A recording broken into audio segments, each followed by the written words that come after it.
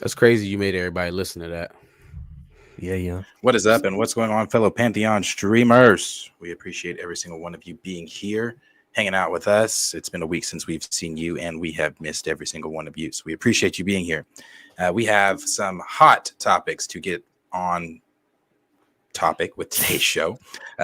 There are some the main topics, of course, but then there are some little things that we are going to touch on as well. The first thing I think we're going to get into is Jonathan Majors magazine Dreams. Obviously, we'll talk about the Sinners trailer. We'll talk about the Michael Jackson movie being delayed, and we will also dive a little bit into, what was the other thing on that topic? I'm sorry, Anthony Mackie, and how he might have misspoke, might have not misspoke, or whatever it was. So we'll get into all that and all those things. Before we get into that, Chill, how were you since last time we spoke with you? I'm doing okay, and I did something that I don't usually do, or I didn't do something. I didn't go outside. It's been like a solid few days where I was just like, no, too cold. I got food here. I'm not leaving. And it's been a good 48 hours without going outside. It's weird. I feel so domesticated. You guys grocery shopping, you feel like an adult. Is it snowing? Snow, but mostly minus, like below zero, below freezing weather. Yeah. It's crazy. Marcus, how have you been since last time we talked to you? Doing good, man. Doing all right. Another day, another dollar. I feel you. Chill. Let's go ahead and start this show off. I know you wanted to start it off with Magazine Dreams.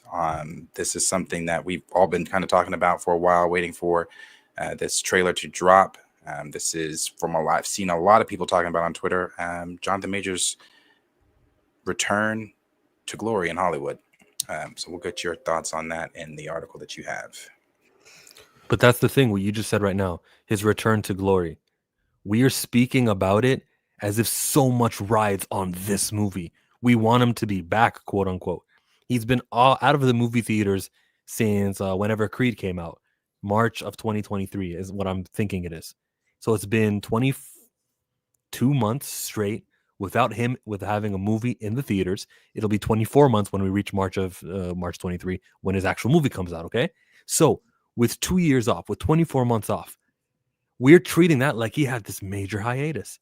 It is common for actors to go that long without having a movie. So we need to watch our language when we say about him returning or his comeback, quote unquote. I don't think it's the right verbiage to use. But if we throw away the semantics, which I know are totally semantics, throw away that out.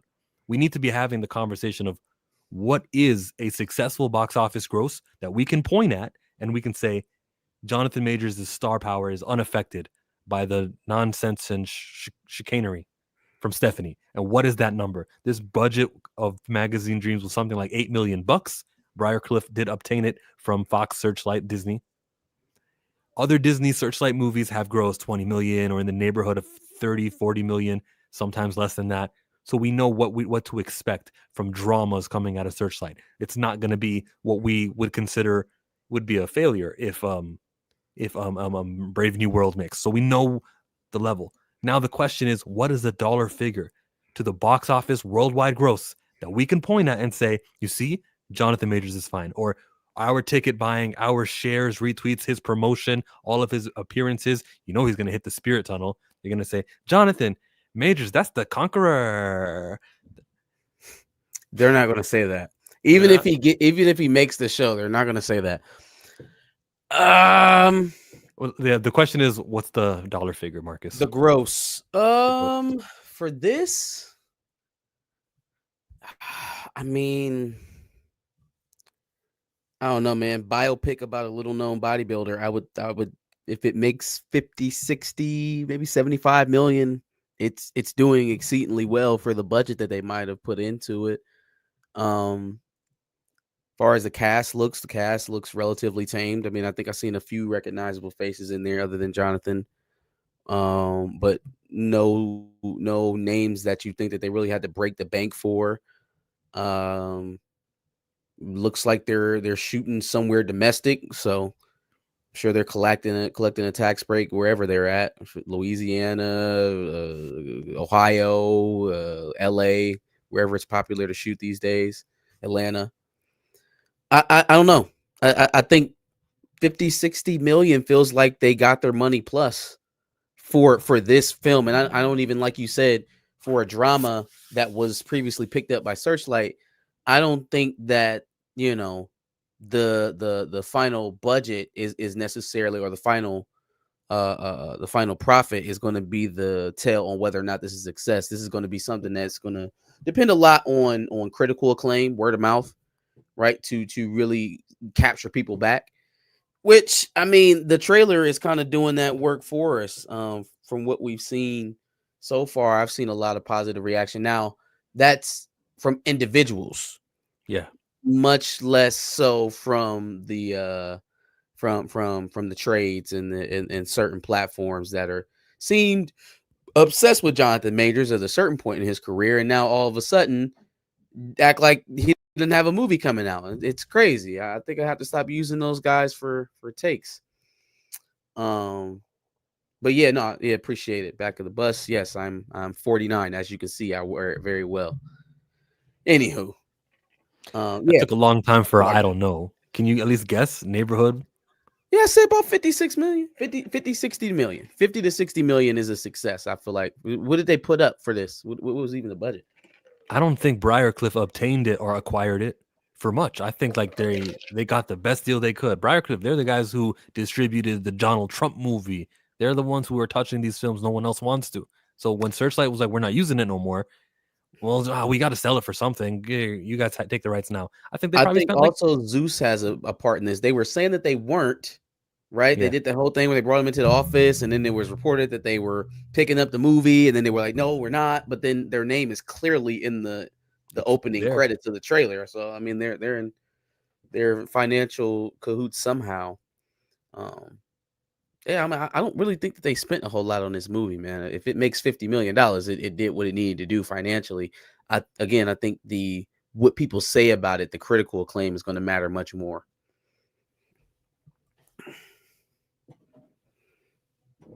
I will say at the beginning there, I don't know if I necessarily, I mean, I do agree as far as like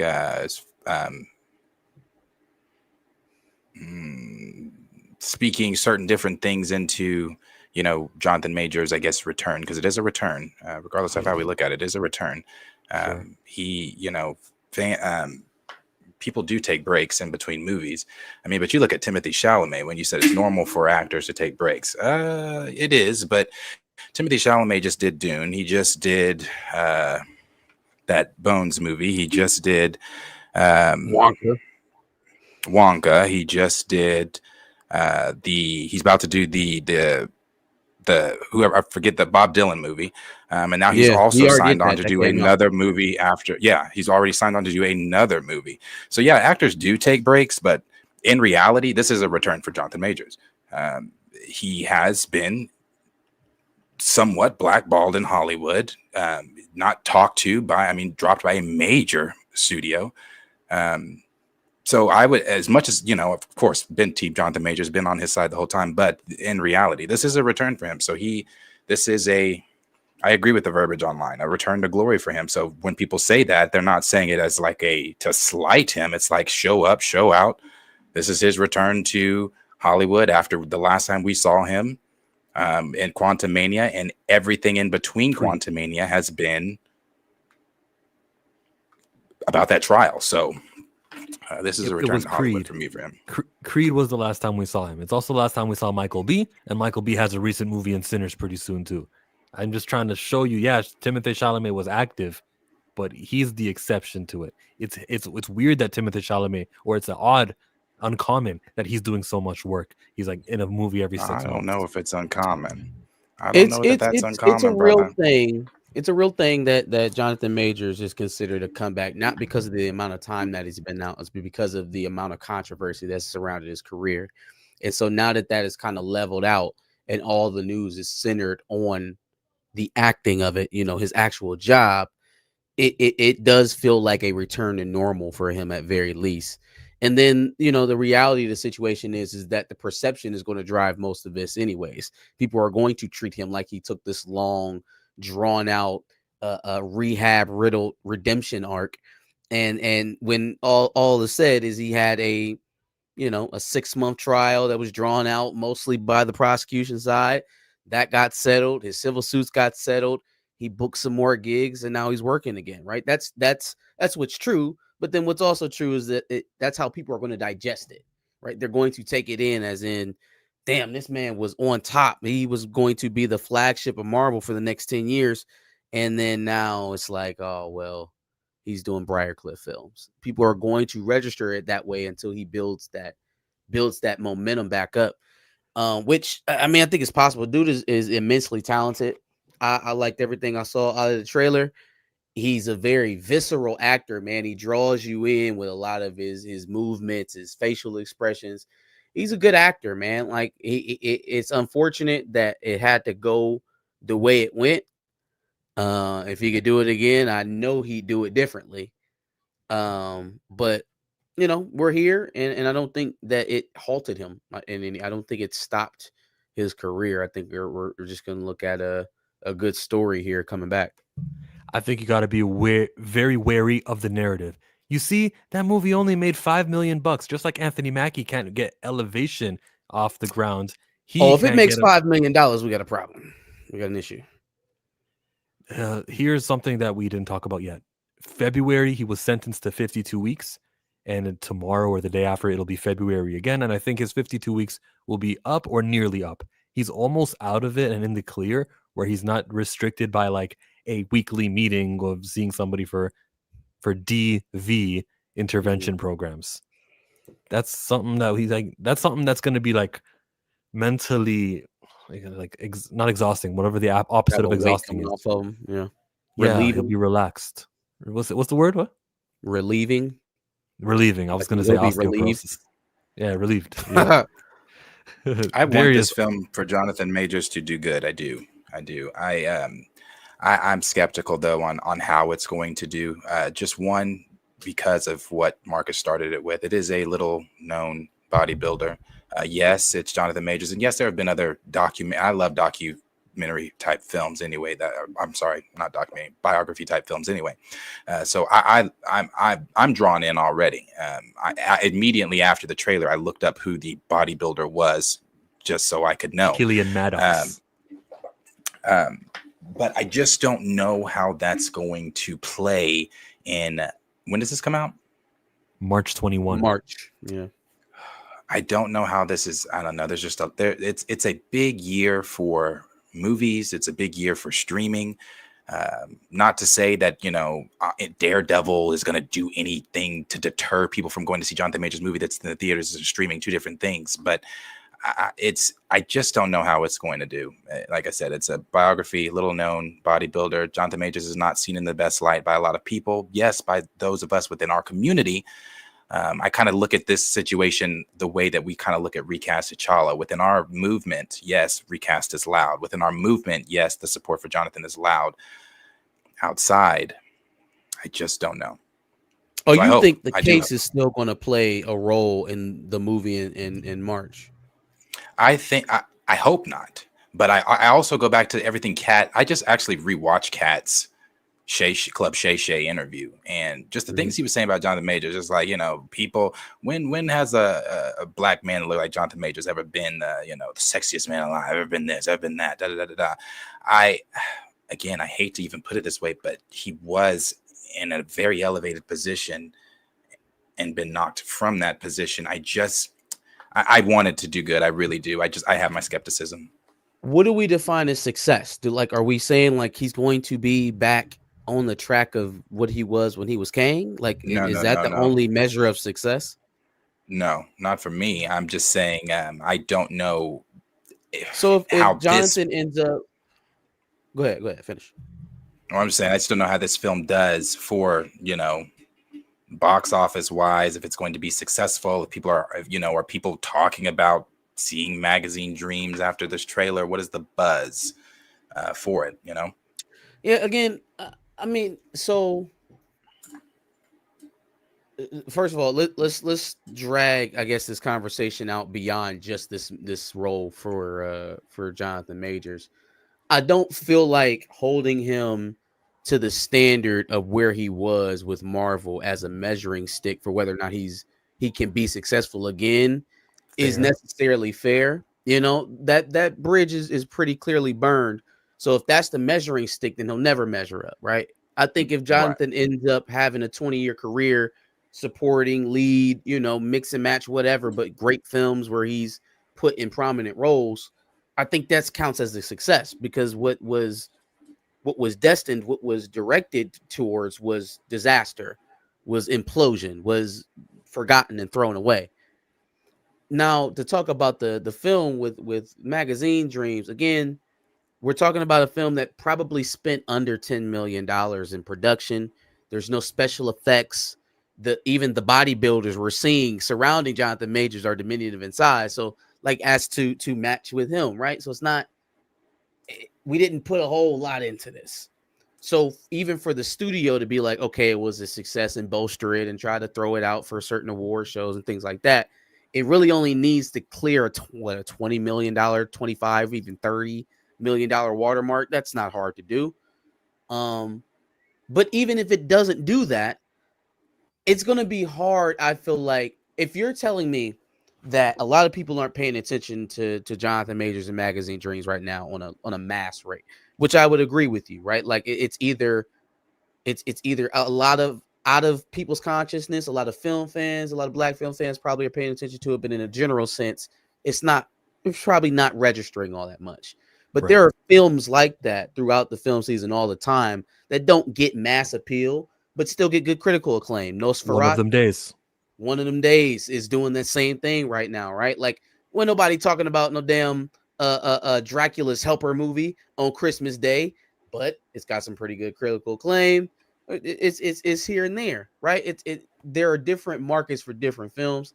I feel like this is a good introduction back for Jonathan Majors, because it's not dependent on him bringing the audience in, right? Like that's not what this movie is dependent on. It's dependent on a good performance from its lead, which Jonathan can deliver. So if all things are equal, it's a good story. This is one of those movies that's probably going to end up doing better on streaming than the theaters anyways. I think it's much more dependent on how he performs in it and how people register, how they resonate with his performance. That'll be much more of a higher hill to climb than what dollar amount does it bring in, because ain't nobody expecting this thing to make no money anyways. Yes, but it can still flop. It could flop. If it goes out there and it makes less than $10 million, all of a sudden now it's a financial liability and they're trying to get away from it, like Elevation. But I just don't. It's kind of hard to flop that hard. You know what I mean? Like it's hard to flop that hard. And he's sort of become a martyr if you think about it. From at least, and I know I'm incubated. I know I'm surrounded by pro Jonathan Majors content creators all over the place on my feed, right? But I think that he's so loved that people are going to be spending some money to watch this guy's movie. On this poll, which you can still vote, and I'll check it later on my Twitter, it's a 3-way tie with 9 votes. Some people say it's got to gross at least 30 million to say he recovered, 40 million, or 50 million. I guess we got to go with 40 million because that's right in the middle. That's what the community right now so far with the small sample size are saying.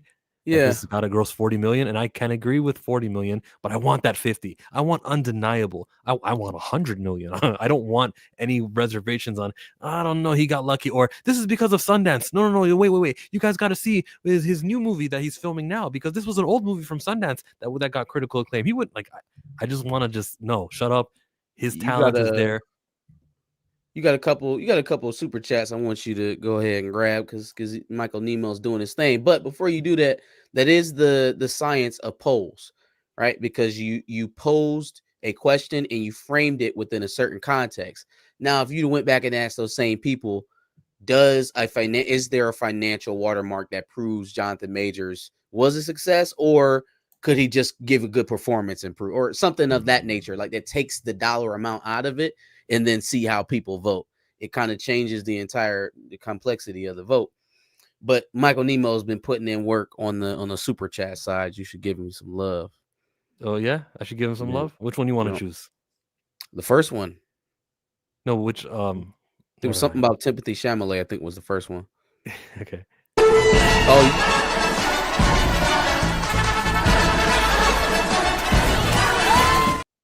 it was fitting. hey, one of these days we're gonna have to get Dre Mac to ask him what that dance was. We're just gonna ask him where is it from? What were we doing? Just explain. Just help me understand. You know what I'm saying? I'm asking for a friend. I thought it was obvious. I thought he was stepping like it was a HBCU dance that he got from his okay. Well, yeah, that's all well and good. Chill. I'm trying to figure out what will work. That's all. I'm just trying to figure out whose man's was that. I'm trying to figure out what we was doing.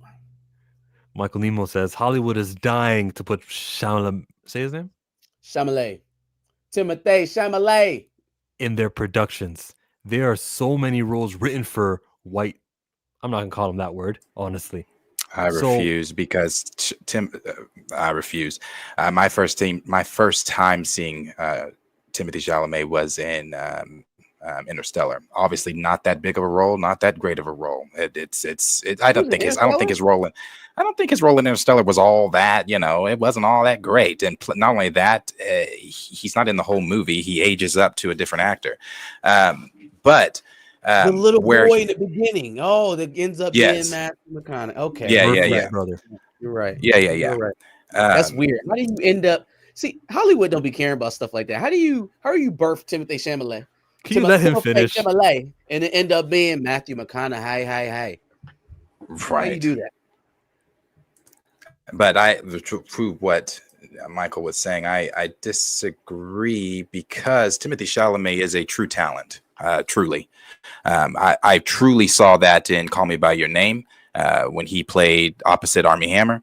And then you go on and watch him in Dune. You go on and watch him in Dune. You watch him in Dune 2. You watch him in Beautiful Boy. You watch him in Lady Bird. You watch him in King as King. Like Timothée Chalamet is going to go down. Yes, him and Robert Pattinson and King. He's going to go down in our generation as one of the greatest actors of our time. I can promise you that. I did see this. Did y'all see his music video where he was rapping? I did. Like the Saturday Night Live? Is this new or is this when he was high school or something like that? Yes, like a high school Miss Lawton, Miss Lawton. Yeah. That whole rap thing he did. Hey, he went to the same school as Nicki Minaj and a lot of others. I think rapping was something he really was trying to do. He got ordained by Little B the bass guy. But I feel like people like that who show it very early, a lack of caring to be embarrassed in public, it's a good sign for a good performer. For sure. People who lay it all the way out and just aren't afraid of being embarrassed in public, that's a great performer. Perfect setup for the next super chat. What should we play for that? I don't know. Maybe this. You know what I'm saying?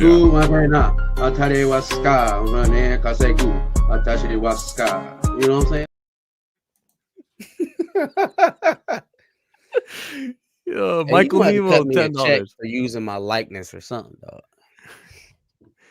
Leaving Disney is a blessing in disguise. Gets him back to the depthful and interesting roles he seems to like. He got Boyega in having a career go nowhere, regardless of any allegations, in my opinion.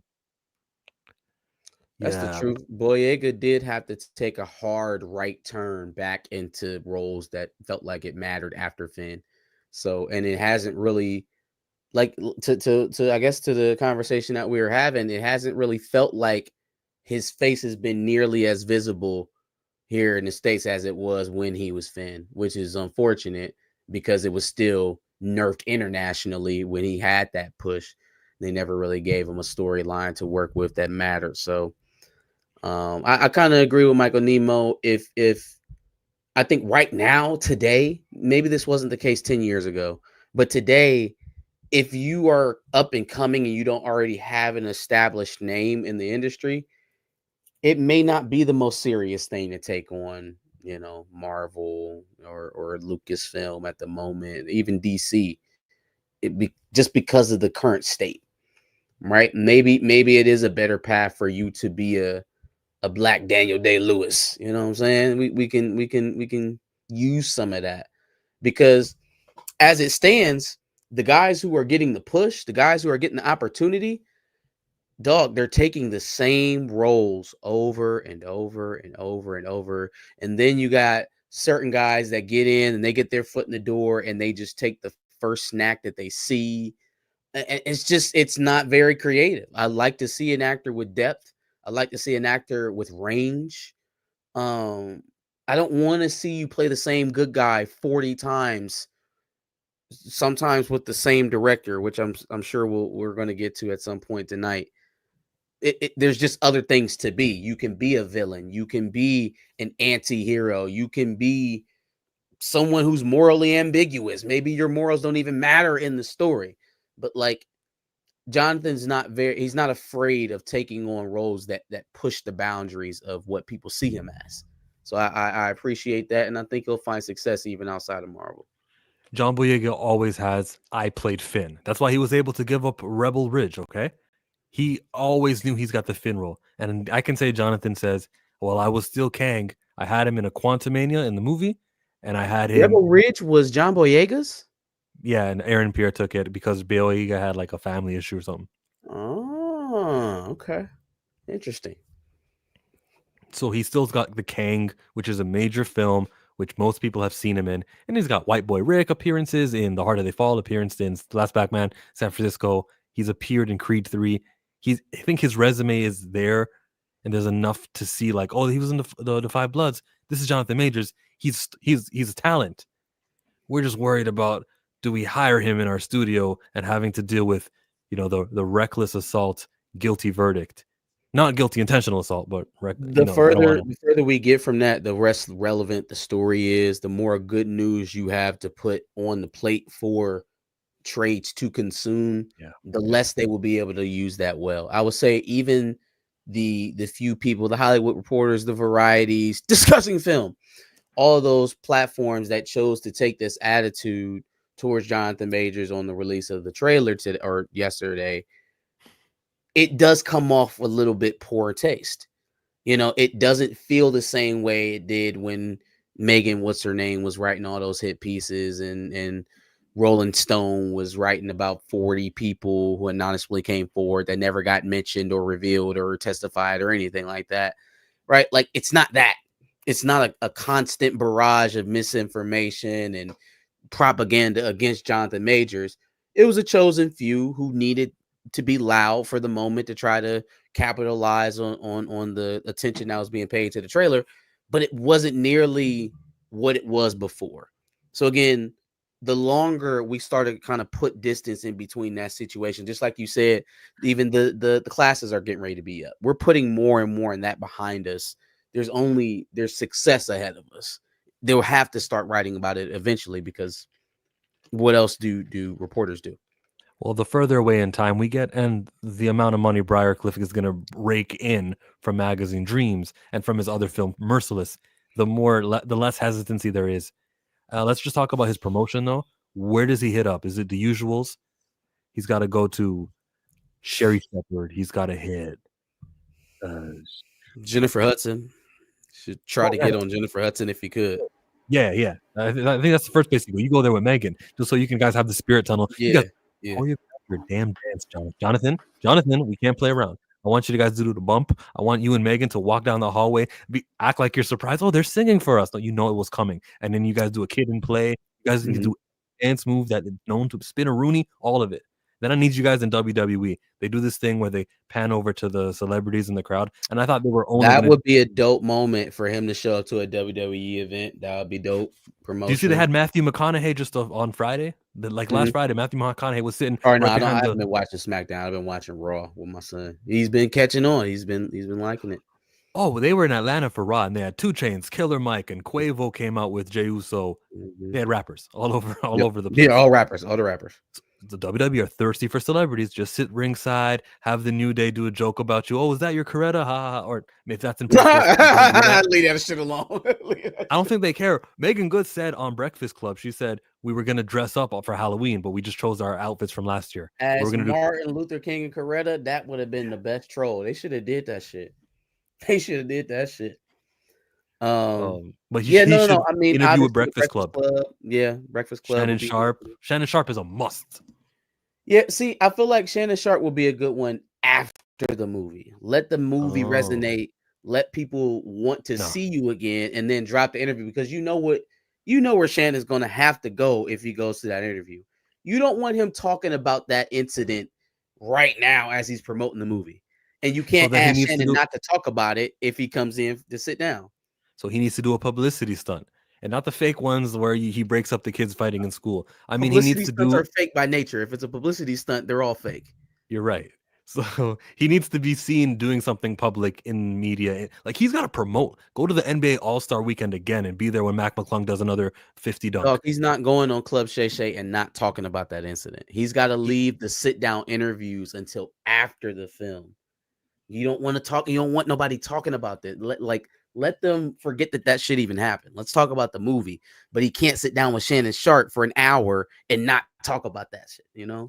I just think that you need the views. You need your name in the atmosphere. So you do that interview where you're in front of 1 million viewers who are going to be wanting to listen. Good Morning America is what you should try to do. Try to get on Good Morning America, because it has the same amount of reach, but the amount of time they're going to give you is shrunken. So we can get on there for 15-minute set, talk about the movie, talk about the love of my wife, my fiance. Boom, get out of there. Go see Magazine Dreams. Cool. And we on ABC. Oh man, come on. Something like that, like a daytime show. He's not going to get on The View. They're not going to bring him on. I was going to say The View. That. But they're not going to bring him on. Say The View? Still too much stink on him. I don't know. I don't know. The ladies at The View, The View is drama. I don't know that you go on The View either, because they're going to ask. Megan Good is in Harlem with Whoopi Goldberg. Whoopi Goldberg and Megan would probably discuss behind the scenes, or they've probably interacted. That is a good point. I didn't think about that. Megan Good and Whoopi Goldberg have a relationship. Maybe there's something there. Maybe they could do that. And that was the angle I was going with it on The View anyway. Whoopi having, being the host. Whoopi will stand up and defend just about anything. So that would be her strongest ally on the panel. That's how it would go. So, Jonathan, why was that white woman chasing you?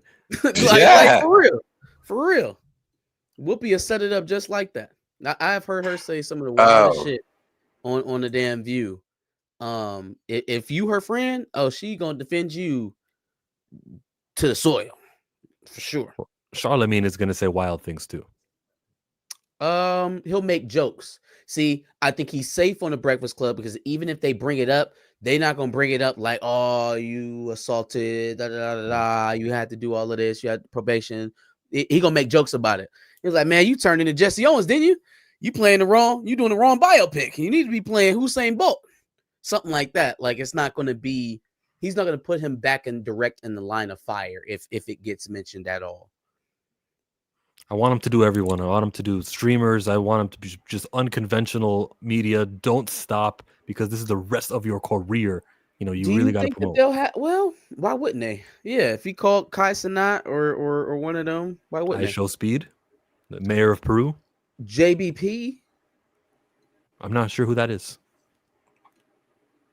The JBP? The Joe Budden podcast? The JBP? Joe Budden? Oh, okay, Joe Budden. I don't call him JBP. I call him Joe Budden. Okay. Yeah, Joe Budden podcast. I'm not not that it matters, but I don't think I should be expected to know JBP is Joe Budden podcast. No? Okay, my bad. Rogan. Yeah. No, but how many of that audience is not going to come see a Magazine Dream? They'll come see Creed 3. That's what I was going to say, brother. I don't know. Rogan's audience. Y'all talked about it. You just talked about it. What was the last like shunned film that Briarcliff picked up? Donald Trump. You don't think Rogan's audience is going to say, "Oh, another Briarcliff film"? Jonathan Majors, Joe Rogan. Okay, it's also a large If audience, Trump so does even it if and you get get something 1% out of of that it- large, sorry. I was gonna say, if Trump does it and gets something out of it, you don't think Jonathan Majors can't take nothing from a shoulder rub with Joe Rogan? Okay, yeah, maybe fitness and the mixed martial arts community. Maybe there's like a crossover there. Yeah, And I'm also saying, But it is because of Joe the- also not gonna ask? He'll Yes, ask. he is. Joe's gonna ask. He should ask. Well, he's not the president. I was about to say he stayed off of Trump, but he's not the president, so he's probably not going to let it go by without mentioning that. So he might not need to risk the Joe Rogan thing, but a positive Joe Rogan interview could go a long way. But he probably shouldn't risk it. Who else? We got them all. Let's go to We got Sinners. them all. We don't go on white sins. I mean, it was just an idea. We need to promo, Raymond. We need the promo. We need the platform, not the person. But I understand. I get it. You want to go straight into Sinners, or you want to do? Because we're not watching that trailer, are we? Because that's going to get we'll flagged. get flagged. We ain't watching that trailer. Oh, by the way, I said Sticklers. I'd revisit that poll, and it's 30 million and 40 million people are saying that's who's leading. The Very poll. low bar. Very low bar. Low bar. And Trey Mack will have Jonathan on his show. I could see that happening because that's not a hostile environment. But no disrespect to Dre Mack, friend of the channel. We just beef for fun. That's not on the level of like Joe Rogan, Charlemagne. I'm just saying.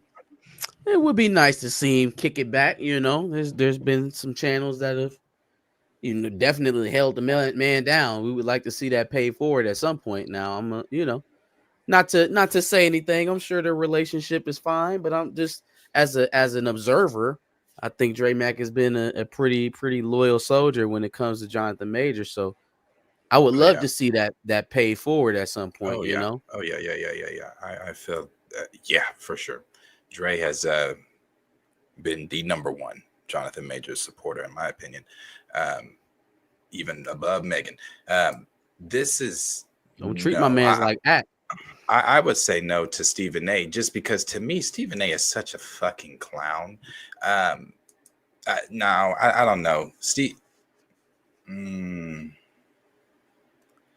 because he's also asking. Yeah, it's got to be a place where they're not going to do a long form interview. And any of those personalities like that, Stephen A., Shannon, Rogan, they're going to want to sit down and talk. They want to talk. They want to get into it. So, and they don't want to talk about anything else. He's going to have to get on a talk show. He's going to have to go on a place where they only have. And he'd be he would be so exaggerated with it. Now tell me, brother, what happened? Like Stephen A. is so that is a clown nigga. Back of the bus. Sinners. Majors and Dr. Umar would be insane. Now, brother, tell me, why exactly are you a bunny hopper? Please explain to the people. I need to know, brother. Was it something in your past? Was it your mother? You need to tell me now. Why didn't you pick an African queen first? You found an African queen. Understand? Why didn't you get an African queen first? You understand that all your problems started there, right? You understand that all your problems started there, right? You let a colonizer in your bed.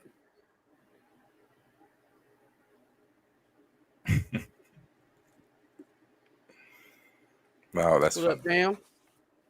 Speaking of Nubian queens, hello, gentlemen. Who wants Stephen A. spitting all over the place? I mean, telling you, I cannot stand Stephen A. Now, sinners. Now, I want to go on record and say, you can go back and watch our Sinners video that I did months ago when this was talked about over last summer. I said in that video, I don't care for Ryan Coogler, but the plot synopsis of this has me interested. It still has me interested. This looks like it's going to be pretty good. They say Jonathan Majors could have played one of these characters. This was for him, except Michael B just excommunicated himself from the Jonathan Majors group. I didn't expect you to mention that so early, but since you brought it up, okay, I'll just say this: I don't feel like, at least from what we've seen so far, and it's just trailers, right? There's still a lot of context missing, yada yada yada. I don't really see what the twin thing has to do with the rest of the movie. I don't know why it had to happen. I will agree with that. I feel like it was someone else. Maybe it wasn't Majors. It was definitely somebody else, though.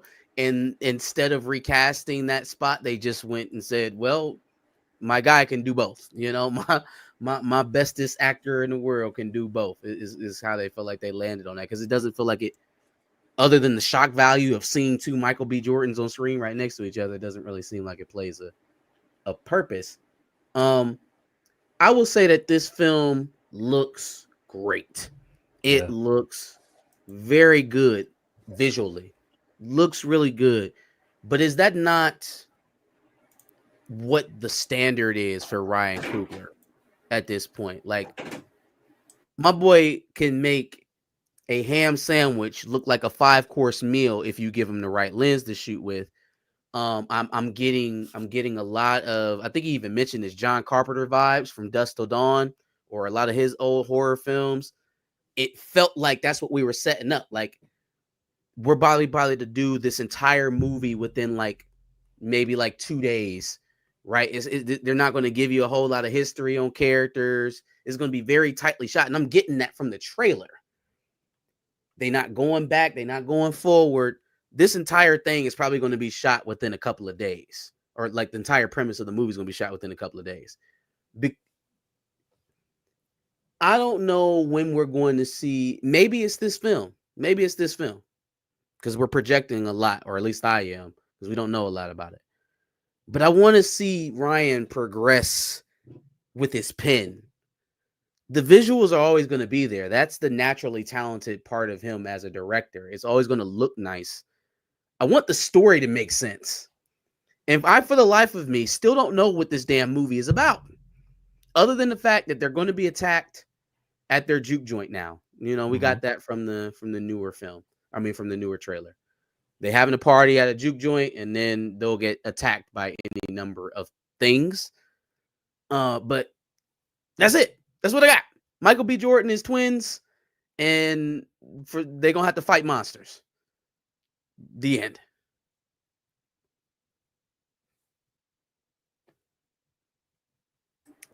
Yeah, looks like I said. From what I'll agree on that part as far as the what you said at the very beginning. I don't understand the twin aspect. It didn't make sense in the trailer. It doesn't make sense in the plot synopsis. So with that, I agree. Still don't know what the film is about. It looks like it's going to be interesting as far as the vampire stuff that's going on. People getting bit and turning into vampires that weren't vampires early on in the trailer. I will agree with someone that said also in the comments they think that it showed too much. It did show a lot. It showed a lot to where there were one of the brothers is gonna end up whatever. Yeah, you don't know if he's gonna be a vampire or a spirit, because there's also multiple monsters. One of the problems that I've had with Coogler's writing is that he tends to lack focus and narrative. Like, it bounces around a lot. He juggles a lot of plates, and I fear that that's kind of where we're headed with this. We got a lot of faces, a lot of stars. There's a lot going on. There's vampires. It seems like there's demons involved. It's just, there's possession. It seems like it's going to happen at some point. So that means it's some sort of spirit or ghost. It's a lot of shit going on here, man. I hope he's got the script pretty tight to keep it all making sense. So these are the stars. Michael B., star. Josh Allen's girlfriend, star. And then everyone else is not. Robert Rodriguez, you're right. He did Dusk Till Dawn. Thank you, K.O. Joe.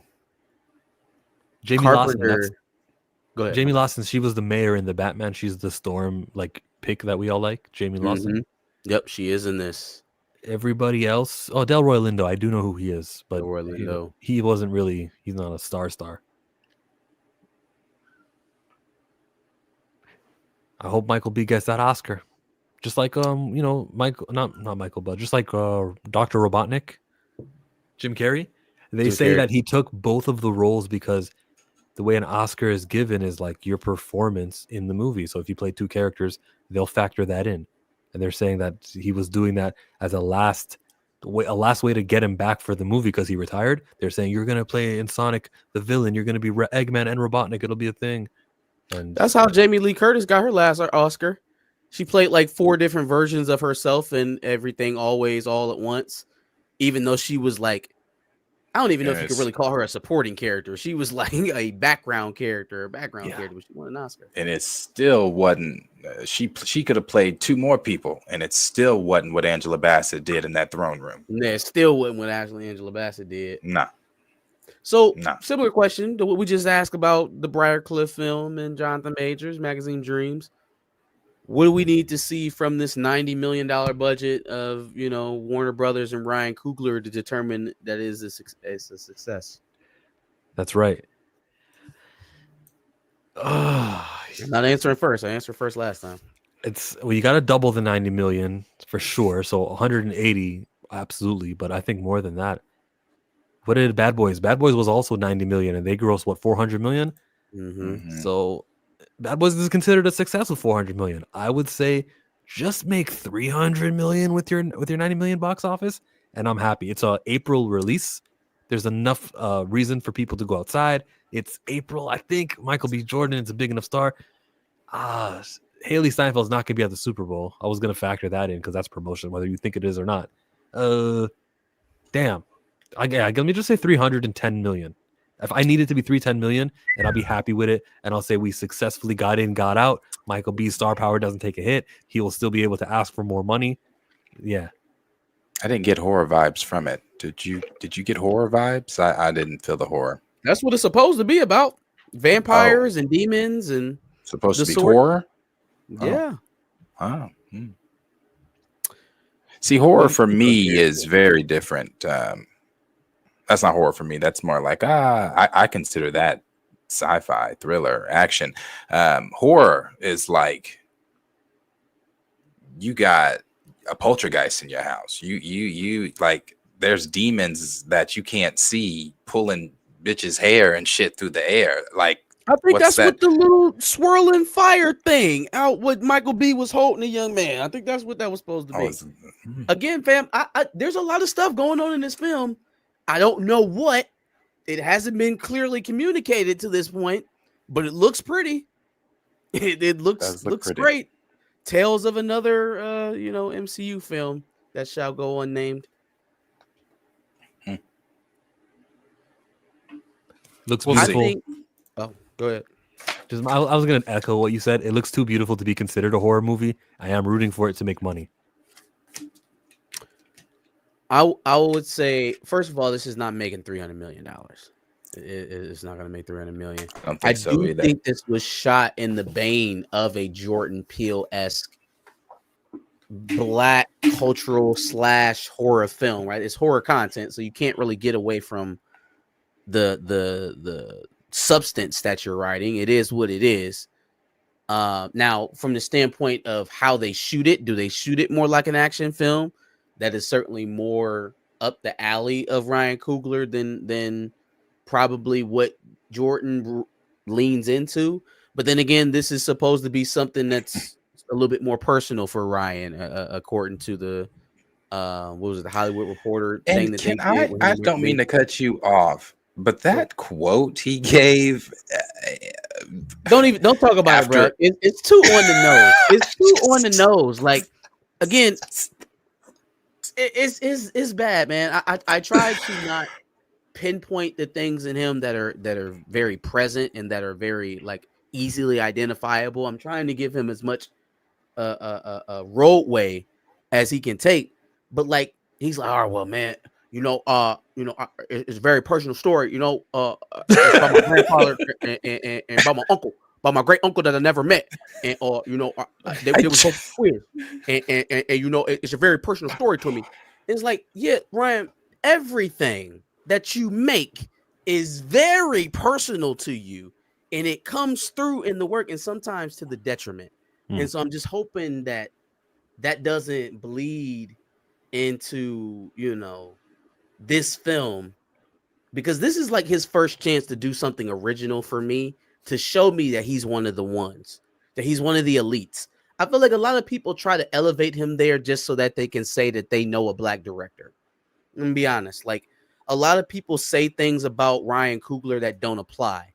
Now, if you think Ryan Coogler is a great director, that's not that's not what I'm saying. That needs to be taken back or called into question.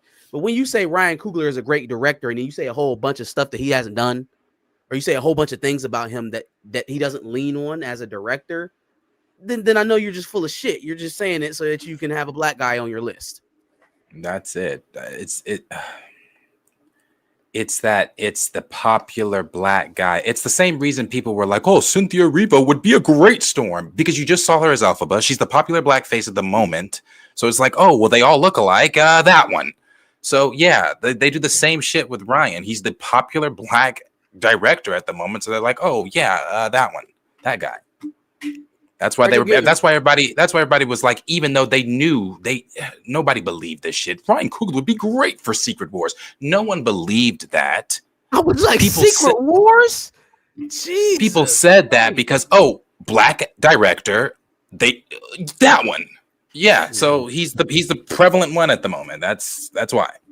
And that's not to take anything away from Ryan Coogler. Again, he's one of the more talented men in Hollywood with a lens. I critique his stories. I critique how he comes upon the synopsis of his stories.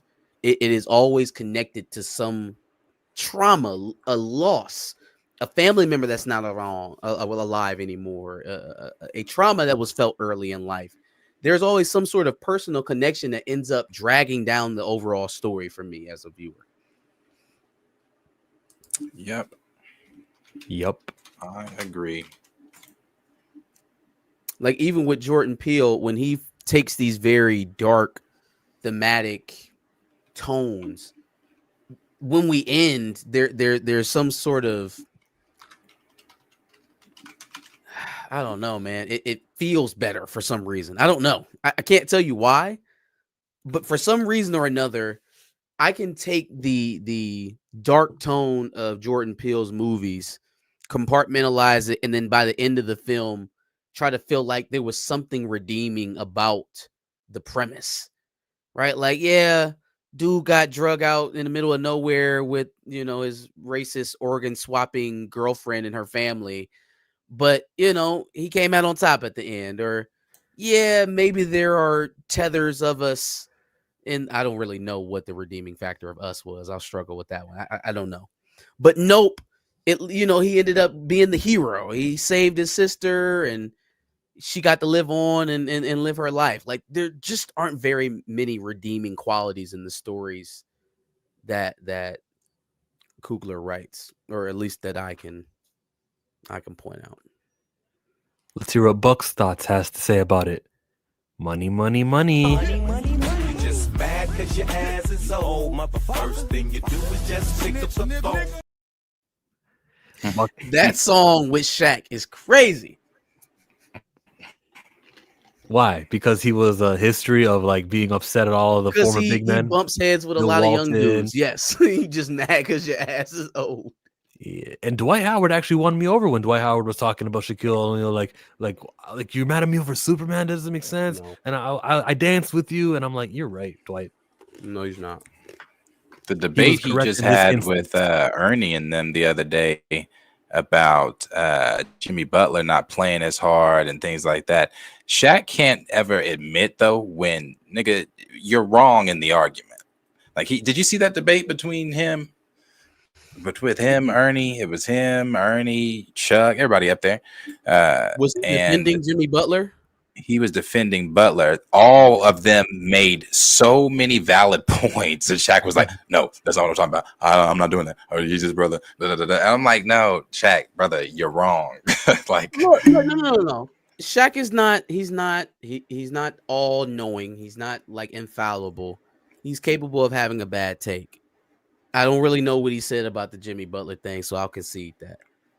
Dwight Howard was a chronic underperformer for the entire middle. You're a Lakers fan, the bias. Yeah, sure. Yeah, That's right. No. He was a chronic underperformer for the entire middle half of his career. He broke into the league. He was a gangbuster, defensive player of the year, made it to the finals, lost to Kobe, whatever. The minute he got traded off for Orlando and came to LA, it was a million back surgeries. It was first of all, he didn't even resign with the Lakers. It was I'm gonna go make more money in Houston, and then it didn't work out in Houston. And he had the same injuries in Houston, and then it was up out of there. Oh, I gotta go to Atlanta, but then it didn't work in Atlanta because it was the same story than it was in LA and in Houston, and then it was on to Charlotte. Except Charlotte couldn't use him because he couldn't stay on the floor there either. Do you see the pattern here? And all along, Shaq is telling that man, get healthy, dominate in the paint. Stop trying to drift your game out the paint. Stop trying to drift your game out of the paint. Get healthy, get dominant, get back to the paint. Stop trying to drift out the paint. And meanwhile, while Dwight Howard is getting shuffled from NBA team to NBA team trying to learn how to shoot threes, the only thing that redeemed his career was what? Coming back to the Lakers, dominating in the paint. So you finally started doing what Shaq had been telling you to do since you were at the Lakers the first time.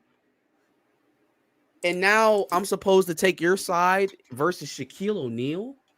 No. What he told you to do was correct. And what he was calling you out for was correct. And it only took you to damn near make it out the league altogether to realize it. And you still pointing the finger back at Shaq? No, Shaq is the Superman. He's Superman. He's Superman, dog. He got 4 of them things. 4. 2 league MVPs. He is Superman. He gets to pick his title. Okay. Don't fight him on that. Don't be JaVale McGee. Don't. Why are you doing this? Go win a chip. Go win another defensive player of the year. Go win something of note. And it wasn't until he did that Shaq finally let up off of him. Just win. Go do something, Dwight. You won a dunk contest. I'm kidding.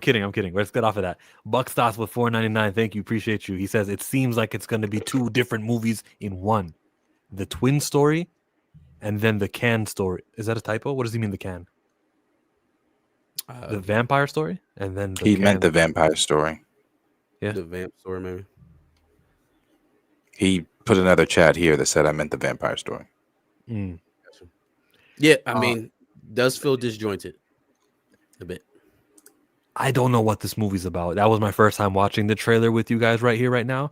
And I just watched the stills, so I don't know. I'm happy, though, to go in. Because when you know you're going to spend money on something anyways, seen the trailer. I don't need spoilers. You haven't watched the trailer? Nah. Oh. Well, you should probably take a peek. But is it bad if a movie has 2 stories going on at once? No, but it's a task. And it does take a very good writer to make it run congruently to make it make sense. We all watched Game of Thrones and we saw everything that Daenerys was doing over there for like 6 seasons. She never even came to Westeros, and it was 2 stories going on at once.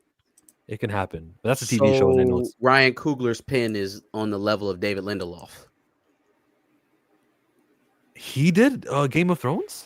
I thought it was Ben Wise. Wise. I'm sorry. Not Lindelof. The writer. The guys. The brothers. The brothers. Aren't they brothers? Maybe. No, their last names are Benioff and Weiss. So Benioff and Weiss. The dude who killed T'Challa because an actor playing the role wasn't his truths is not a great director. He's a great liar. Yep. We need someone other than Manuel Stenberg for movies. Hey, I'm reading the book, and there's no reason why Children of Blood and Bones cast must be Nigerian. That's some bull. There's nothing in there where it goes. Did they say specifically Nigerian? Was that another drag on the on the casting. Okay. Yup. I'm Even finding that after the Mandela thing, her casting specifically, may not have been devoid of the colorism thing, devoid of that specific part. It may actually end up being a good role for her. We'll have to see how it plays out. Yeah, well, I read the parts where they talk about the skin color of Princess Amari. I read it, and Amanda is the wrong casting for that role. However, like I said last time, and I'm rehashing, like I said last time, if there's no colorism in the movie, that's a positive, so I don't care that much. Marcus, it's not easy coming back from 3. No, I can't read the rest of this because he's going to go on another 10-minute tangent. Let's go to the next topic. No. I get the injury stuff, right? It was an equal factor.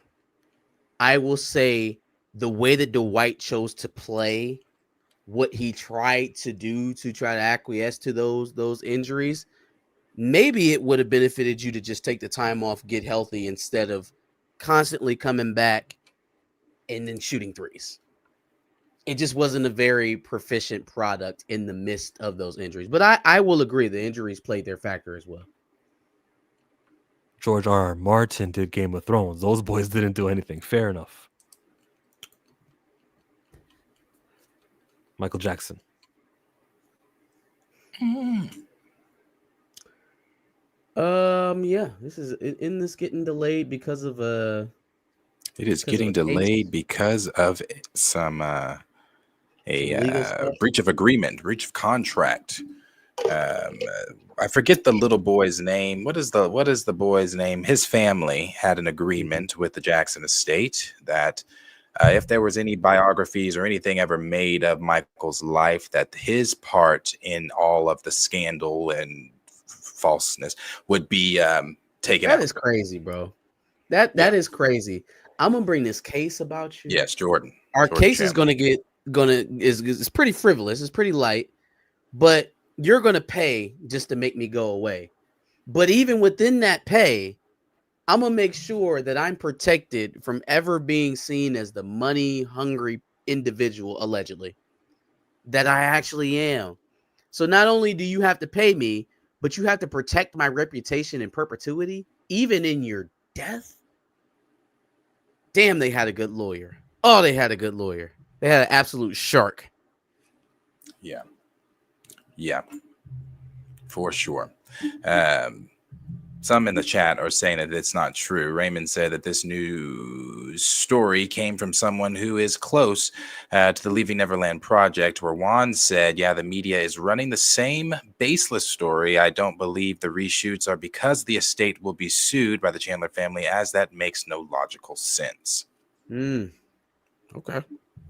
Hey, listen, that was just the information that I had gotten, but that's what I had seen too. That's what a lot of the trades and things were running with as well. So somebody somewhere is lying. Either it is the estate or the trades, or information is being crossed. But the film has been delayed. What is the reason? The real reasoning behind it, if not this, not sure. But the also what they said in that article was that they now have to rewrite this entire part of the film, or the scene of the film, or whatever, how big of a role it plays. So if that's not true, I wonder what is going on. Is there any? And I heard. Sorry, just asking Juan and Raymond if you had any insight on what may actually be going on. It said that the family is paying because it's their mistake. They're going to be paying to reshoot everything because, I don't know, Michael Jackson's estate just has that much money. Well, then what is the point of this film then? You guys have a lot of money. Do you just want like Michael Jackson's name to be cleared and have like a positive spin on it? I mean, it has to be. You said, what's the point of it? It's not a money. It's not a money thing. It's definitely the being able to tell the story of their uncle or their brother. Being able to accurately tell the story, to be able to control the narrative that is going out. Also, not have these spun out fucking headlines, wacko jacko, predator, this kid, this. No, stop all that. Innocent, because he was already proven that in a court of law. So now it's the family and the estate taking it into their hands. We're going to tell you the actual story of our This is brother, a of my good point as father, well of my from son. Raymond. They're not, the Jackson family is actually not in control of the estate. That was actually something that came out right before the movie date got announced. I think Katherine Jackson, I think she had just lost in court to the ambiguous children. Blanket and the girl, the other one. You know, Paris, Prince, and Biggie. is it Biggie? I thought it was Blanket. Isn't one of them He named changed Blanket? it. He changed it. B.I.G.I. He changed his name. Okay, of course he did. First of all, what a travesty that they are in control of that. It just, my God. And for the people that still believe that those are Michael Jackson's biological children, it's just like for real? Like you think I can, like, this can go away, but then even in my DNA it'll go away too, huh? Like you can scrub my genes and just make it go away. Yeah, absolutely. Spitting image, huh? Wait, how? Yeah, this. I don't know about this. All three? They are not his natural children, but What more kind so of that Amanda Waller recreate Bruce Wayne's he genetics had a is that? relationship with that lady. I don't think that his relationship to those children was biological. Let's just say that. Huh. But Here yeah, I am doing. they are the ones that are in control of his estate, not Janet and Catherine and all the surviving members of his biological family. Now, that is not to say, like we said earlier, that they're not going to dive into the things that happened in Michael's life. They talked about that. They are going to dive into all of that. The scandal, all of it. Until court also over the estate funds. Biggie wants to stop wasting lawyers. She wants to continue. Who's she? Catherine or Catherine. He doesn't. Yeah, it's Catherine. That's his mom. I'm not gonna be mad at her for that necessarily, because on the other side of it, I have people who aren't, you know. Anyways, we can. I guess I mean, but that's relevant to the story, right? That is absolutely relevant to it. Is the legal battle on the back end of, you know, them trying to acquire that money. That it has to play a role in this film, I would think, because isn't his nephew his actual nephew is playing Michael? He's starring in the role. Jafar is playing him. Yeah. Yes. No, yeah, and looks just in the pictures. My God, he looks just like him, and some of those behind the scenes, different eras of Mike. So interesting, because this is not like any other movie. This is really about getting a story out, changing public perception from his loved ones, whether they're his kids or not his kids. I'm sorry, like Juan said too, it's his legacy. I mean, we are talking the greatest, and this is not up for debate. There will never be another. The greatest entertainer of all time. Do you have any stories and things that have been spun about Mike? The only people to ever get an accurate story done about the Jackson family is that first biography, Jackson's The American Dream. It used to come on VH1, might still come on VH1. Mm-hmm. That's my Jackson biography right there. Yeah, I feel like it got a lot of good points. It got his upbringing, it got the accident. It briefly touched on you know, his skin issues a little bit. Didn't get into the whole, you know, evolutions of Michael going through the. I'm not even doing that, Cornelius. I've had this conversation many times, and I love Beyonce. There will never be another Michael Jackson. Beyonce's not, and the thing that I always put to it is, when you can step into, and this is not just at concerts. You can look up Michael Jackson at when he popped up randomly at the Arsenio Hall show or whatever. The crowd would not let this man speak. he could move a finger and point at the crowd and everybody in that fucking section is going to faint. Beyonce does not have that power. She cannot come on a stage. She cannot come on a stage where people are just the ambulance is getting drug in. People are leaving on stretchers. That's not that same mania. It's not. I'm a Mike. If you made me choose, like if I had to like lose a finger and then I still had to pick between Beyonce and Michael Jackson, I'm definitely going Michael Jackson, right? But here's the bit of bias that even as a Michael Jackson fan, I can say that the king has over Beyonce is that he established all these watermarks. And so even at that point where even some of the numbers would line up, it's never really going to be equal for Beyonce because he is the standard starer. He's the standard bearer. He's the one who set the line. So like in that, everything is a comparison to Michael Jackson as opposed to us viewing it as a Beyonce, purely Beyonce versus Michael Jackson.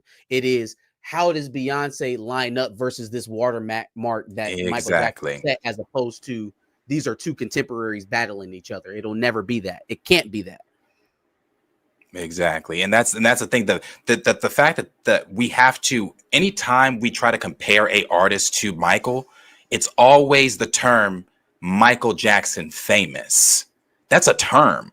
Are they Michael Jackson? There's a reason why the boy from Toronto was trying to compare his career to that of Michael Jackson, exactly. and you know, not other artists. There are reasons why he specifically picked Michael Jackson to run after. Well, and I agree with what Cornelius just said there. Mike's a close second.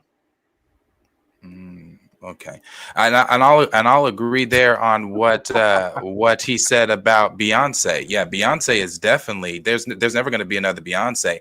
But when it comes to that just pure star power that Michael Jackson has, bro, like I said, I was on Instagram the other day and our Snoop Dogg posted some of Arsenio Hall's best moments. Mike wasn't even scheduled to be on the motherfucking show. Just showed up. The crowd couldn't even get out why he was fucking there. People found, oh my God, Michael. Like it's a different fame. There's a good way that we can level all of this out and make everybody understand just kind of what we're talking about, right? So Beyonce, her halftime performance will probably go down as one of the best ever, if not the best halftime performance, right? Everybody knows how that show in general came about, right? Jay-Z? No. The Super Bowl halftime show in general. The Super Bowl halftime show overall. So Michael Jackson one year held a concert at the exact same time as the Super Bowl, and it nerfed the Super Bowl's viewership. And so from that year on, every year from that year on, they said, oh, no, never again. And so then was birthed the Super Bowl halftime show. I thought it was the Wayans brothers who did that, where at halftime they played an episode of their show. It was Michael Jackson's performance. It was his concert that he put on during the Super Bowl. You said Magic it was Johnson told the story. In Living Color. I don't know if In Living Color would have drawn national football eyeballs or national football eyeballs, but Michael Jackson, you can throw whatever name absolutely you want to throw in the chat because I see so many different names. Even in death, the man is in a lane of his own. Sorry, you throw whatever name you want to throw in there. James. Of course, we all know. Not on that level. Not on that level. Just like Anthony Mackie. Were you going to continue? No. Nope. Moving on. But the segue was about Anthony Mackie. He's not on the level of Chris Evans' level when it comes to promoting Captain America, Brave New World. So by now, I'm sure everyone has heard it. Oh, I should probably play it just for the reference. But he spoke in a crowd in Rome. That's another country called Italy, everybody. And he was like, it's not necessarily America. It's about these characteristics. And he was talking about his role. He then got backlash from those who were not going to see the movie anyways. And he got a lot of heat where he went on Instagram to clear things up. He cleared things up on Instagram. He was like, yeah, I support the troops. What? Oh, wait, what? I thought that was stupid to say I support the troops. Like, no one questioned your troopsness. You didn't mention it in your quote. I don't know where that came from. Sometimes you got to not tell. Sometimes you got to not defend yourself. If someone throwing accusations at yourself, at you validate the accusations when you speak. He misspoke. He was wrong. Or he was not wrong, but he misspoke and he had opportunity for his words to be misconstrued. He should have just fully addressed and said, hey guys, look at this clip. When I said this, what I actually meant was that. Don't listen to anyone trying to say that I don't rep Captain America. Obviously, I'm wearing red, white, and blue. I am an American character. Like, I'm not trying to pretend like it's not an American thing. That's stupid. What I meant was we were in Italy and I was saying don't focus on the America thing. That's what he should have said. He would have got in and got out. And then on top of everything I just told you, I don't care. This is not a character with foundation. Sam Wilson is the Falcon, and the brand of Captain America will return to being the white guy again. If this movie makes $46, it won't matter to me. Here's the clip. For me, Captain America represents a lot of different things, and I don't think the term, America should be one of those representations. Like, it's about a man who keeps his word, who has honor, dignity, and integrity. Someone who is trustworthy and dependable. It's kind of, this is kind of like an aspect of a dream coming true. When I was a kid, all of us as actors, I believe, want to get back to that day before someone told you no. When you look out your door and you see a 5-year-old kid with a stick and he's slaying dragons to save the princess in the tower, that kid really believes that. You get the point there. He's just going to ramble on longer about that. I think what's important is the way that he said Captain America, and he made his hands like America, look like he's talking about the label and the alias. And I think that speaks volumes. Now, if you just write that in a quote on a headline, it doesn't look a lot of different things. And I don't think the term, America should. When someone says the word, right before they say what's next, usually it means like we have an understanding of what I mean when I say this. Everyone in the room did at least. America. Yeah, he was talking about the term. And then he mentioned characteristics, which are not, it's not a nationality. It's not something you stamp on your passport. I can defend his line. And I can also say it was foolish to not know what you would have received coming out of that. So to Anthony Mackie, no, let me throw it to you guys because I was going to change the topic to something else. What do you guys think about the quote and everything? Go, Darius. I'll be honest. The way that the media and the internet were spinning it was not my take on it. My simple, and maybe I'm too simple. Maybe I'm not paying attention to the politics of it all. And I want to say this too, when it comes to Brave New World, even before, I was never looking at Brave New World for the politics or any of that stuff. So I don't know if I'm just out of the political sphere of it all, but I never took his comments as political either. I took it as simply as the nigga just didn't know who he's playing. Like when he said, there's no America. What do you mean there's no America in Captain America? Like, so I didn't understand what the front end of of his answer had to do with the back end of his question with the kid and the drag. So I don't know if it's just my disdain for Mackie or what it is, but I didn't take it the political route. I just thought he just doesn't understand the character. I don't know why he said that. And then again, the kid and dragon analogy, I wish he'd put that and apply it to the T'Challa stuff because we understand it there. But anyway, that was my takeaway. All right. So, first of all, for everyone that said that Anthony Mackie should have just told the line and not gotten controversial. What are you talking about? You are Captain America. Of course you're supposed to rep America. You're full of shit. You are full of shit. and his first inclination to reject the whole Americanism part of the Captain America title was the right one, because that's what Chris Evans did. Huh? When Chris Evans was asked this question about Captain America, he didn't cloak himself in patriotism. He didn't go, I'm an American patriot through and through, baby. Go America, go. He didn't do that shit. See, but when Chris Evans gave his answer about it, he stood on business. He didn't flounder about for another minute and a half talking about giraffes and green people and it not mattering about race. See, he stepped all over his answer in the same quote. What Captain America represents is what America is supposed to be, but it's not necessarily America. Let me take everybody back to Civil War. When Captain America chose the side opposite of the American government. Like, or we can even start on the Age of Ultron, when we are having these anti-establishment type conversations with Steve Rogers. Has everybody forgotten what the character of Captain America is? He is the ideal of America. He is not America. We understand. We get that, right? We understand that is what the character is in general.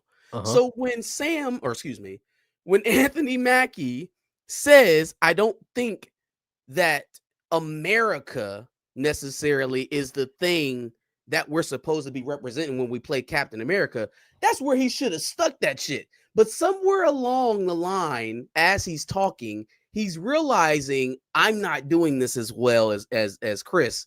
I need to pivot. I need to pivot. It's like he had confidence in himself for 2 seconds and then he stepped all over his answer. Put your foot in the paint. Hey, what you explaining to these people for? First of all, I told the group, I told Pantheon, I told Back of the Bus, told anybody who would listen that putting this man in the mantle of Captain America was going to have a very obvious, very real conflict with you having this black man having to hold up the stars and stripes, and how that was going to be a contrast to what Steve's entrance to this title would be. It's completely different. It's completely different context. They attempted to hit on that briefly in Falcon and Winter Soldier, right, with Isaiah Bradley's story and how the contrast was. I was the actual first Captain America, and they threw me into a test tube, right? They threw me into a laboratory to poke and prod on me for years, and then they threw me away. That's what the real first Captain America got, not this blonde hair, blue-eyed guy that they got to do propaganda for the American government. And even he rejects that. Even he rejects that idea. So if you are clinging to the idea that Captain America is the shining representation of America, you're drunk. You never understood the character in the first place, and stay over there. Stay over there. Anthony Mackie on the other side doesn't have enough backbone to stand on it. Like, I didn't even like the response to it. Of course, I support our troops. Fam, you wasn't talking about that to begin with. Why is it incumbent on you to support the soldiers? We weren't talking about military in the first place. Wasn't even the context of the conversation. Why is it incumbent on people to say support the troops in their responses to stuff that has nothing to do with the troops? I don't know. It's like the national anthem stuff with Colin Because Kaepernick. You don't like the troops? He got the kneel thing from the troops. I'm talking about black people getting killed here in America. The hell that got to do with American soldiers in Afghanistan?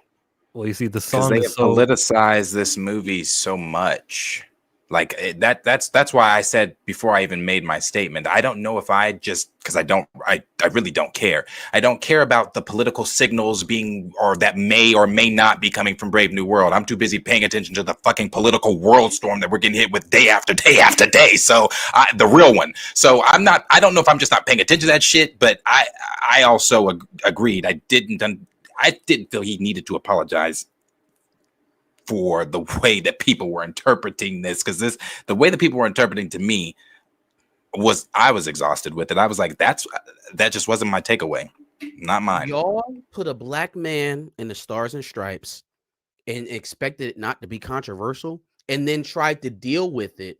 Now, one thing I will say is that this is the most inopportune time to have this conversation. I don't know why he chose now, like a few weeks out Jesus, from the yes. movie, to drum up this He conversation. didn't. But it was choose always Someone going to was be a recording thing, and it. I don't know why he chose now. He didn't choose it. Thought he was in freaking Rome, Italy. The guy trying to translate my answer. Where like I can say whatever I want. It's all good. But somebody there had their phone and made this a thing. But he made it all this time, Chill, without giving this quote, and he's felt this way this entire time. So like, why they let it Definitely could have gave a linger? better It was answer. obvious that this was going to be a conflict at some point. It was never not going to be a thing where like the black guy being Captain America wasn't going to be controversial. So like, why now we're getting communication about him speaking directly about it? It feels like the wrong timing. But I don't feel like he should have shied away from the answer at all. Don't shy away from the answer. I just wish that he would have had a better PR team, somebody to prep him before, because let's not pretend like Marvel's not aware of the political signals or whatever the fuck these little groups are talking about or whatever. So they could have prepped him for that. Oh, you might get hit with this question. This is what we could say. This is what, whatever. But I also, this is a Marvel fault to me also. Like prep your fucking actors. I don't think it was Marvel. I think that was on him, and he made that statement. He was in Italy. It's not about America, so you can still resonate with this character. Don't worry about the America part. It just came out incorrectly, or not incorrectly, but it came out vulnerable enough to be picked. Now his latest is, let's just go to the movies and chill the F out. We could have made this effort yellow, and it would have been a problem. That's because people are comparing this red guy to this guy here. And that's like a cool answer. Let's just go to the movies. And this movie is called Captain America. And it's I don't not like starring that. It Captain sounds America. like he's begging people to forget about the controversy and please come see my movie. I don't like that angle. I hate that angle. Don't care. Just shut up with your complaints. Just go watch the movie. Like that's never a winning strategy. Shut up and go watch this stuff is never a good approach. What I do care about the most is the narrative that's going to come out from this. This movie is going to make Ant-Man numbers. And now it could be Ant-Man 2 or it could be Ant-Man 3, but it's making Ant-Man numbers. Mm-hmm. And I just don't want the narrative to be, well, it's because that actor spoke, And unfortunately, that's the world that we live in. It's going to be that's what it's going to be. But no. Those people that are going to be saying that are people that just tuned in to what is Brave New World. New World was doomed after its 17th reshoot. Okay, so we were way past Ant-Man numbers before he spoke. So no, that's not the reason. But you're right. That is the narrative that they're going to spin. I say Brave New World was doomed in 2019 when Old Man Rogers gives the shield to Sam and pats it, and then they made a movie based off of him. That's when it was doomed. Mantle swaps. I wanted the narrative to be mantle swaps don't work. We'll always make less money because Shuri made less money than T'Challa. Second time at it, Falcon makes less than Cap. We'll stop it. I want that to be the lesson. But they're going to go telling themselves, oh man, if just Anthony would have just shut his mouth in Italy, that ruined their whole movie. They had a chance here, man. When he was doing that whole, he was struggling with the identity that he was going to take on when he was doing the shield. He should have taken the shield and still went by Falcon and left Captain America for Steve, because it does a couple of things, right? He takes on the mantle. He takes on the responsibility that Steve gave him. It's not like he's giving it up. It's not like he's throwing it away or treating it as his lesser. He's keeping the shield. Yep. But his identity in comparison to who Steve Rogers was with this shield has to be in its own. Has to be his own. That's what they were trying to tell us in that show the whole time, until he started calling himself Captain America all of a sudden. At the very end. Very end. You stepped all over it. All the work that you were attempting to do, you threw it away and made him slide behind Steve Rogers. No, Marcus, you idiot. They made him promoted because now he's like the white man. That's a promotion. And if you don't think that way, now you're like a white guy. Yeah, you got a promotion. Yeah, he was a black IP. Falcon? No, white guy. Yeah. Falcon, Brave New World, man. Not just anyone gets this. It's a completely different premise, because now we have the role of Steve Rogers being filled without trying to cosplay as Steve Rogers. And that's what this feels like. It feels like you made Falcon cosplay as Steve Rogers and told everybody to get with it or get lost. Okay, well, we'll see how that goes. But that's not the narrative. They don't listen here. They're gonna say the narrative is Anthony blew it for us. You know, we tried to make this movie about Red. What was it? Red Hawk. Yeah, they tried to Red make Hawk. this, which I hear he got 4 minutes of screen time, and everything that he does is already in the trailer. Shut up. That is the biggest bait and switch. I would sue. I would literally leave the theater and ask for my money back. I've never done that before, but I would do that. Well, we got to see the movie first. And wait, I thought you said you were not going to watch this movie. I'm telling you. That's a good point. Yeah, I'm not. I've heard. Money back for them. That's why I posted on Twitter the other day. It's a lot of promo for a 5-minute fight. He has to show up as Red Hawk and something else in the movie. It'll get relentlessly bashed for that alone. If they did this much promo with Harrison Ford as Red Hawk, and that's in the scene that they showed us that prevalently in the previews already. They've already shown us that. We also got to think about the plot of this film. We also have to think about the plot of this film. He is president. Nobody in the MCU currently knows that he is Red Hulk. If he turns into Red Hulk early on in the film, it then spoils the rest of the film and the MCU knowing that, oh shit, the president, Thunderbolt Ross, is the Hulk. Ensuing the 5-minute fight into your post-credit scene. Brave New World. Okay. They want this shit to tank for real. It's like one of the only redeeming qualities of the movie is the fact that Harrison Ford is Red Hulk. So if you're going to make me wait until the last 10 minutes of the damn film to see it, okay. If you really honestly believe that, okay, maybe they're that far gone. Maybe they're that convinced that their own stuff is working and that they have a working formula and that they can keep people on the hook for an hour and 35 minutes because this is only an hour. I mean, but think about it though. I'm thinking about it because I didn't think about it when you just said it that way. But think about it. In order for him to be the Red Hulk in more than just that fight scene, that mean like so that would mean he has to. Because think about it, Darius. I think we know through the leaks how this movie is going to start. And if it starts like that, we see how that plays out in the previews. Are you talking about when he's under, without trying to get into the movie, I'm not trying to ruin it for anybody, but there's a certain they showed it action that happens that I'm not very fond of that's going to happen in the beginning of the film that triggers a reaction from the president. We see that in the film or in the trailers. At the podium? When he's at the podium outside the White House. Well, no. Okay. There's the trailer. He's attempting something. Something gets attempted by a certain individual. You're talking about the very beginning of the trailer when he's telling Sam, "Work with me, Sam." They have that little they have that whole exhibition deal, and right. And so you're telling me that footage is from the last 10 minutes of the movie? No, that is the beginning of the film, but he does not turn into the Red Hulk there. I don't even believe at that point he has been exposed to the gamma. Remember, he still has to do this whole thing with the leader and get exposed to unless he's already exposed to the gamma. Slam him down to the ground and he starts tripping out. That's when he's outside. That's when he's outside the podium giving whatever speech. Okay. I think that would be some here pretty it is. Heavy bait and switch. This part in the beginning. We should be able to play the sound on this. United States, Thaddeus Ross. I hate this so much for him.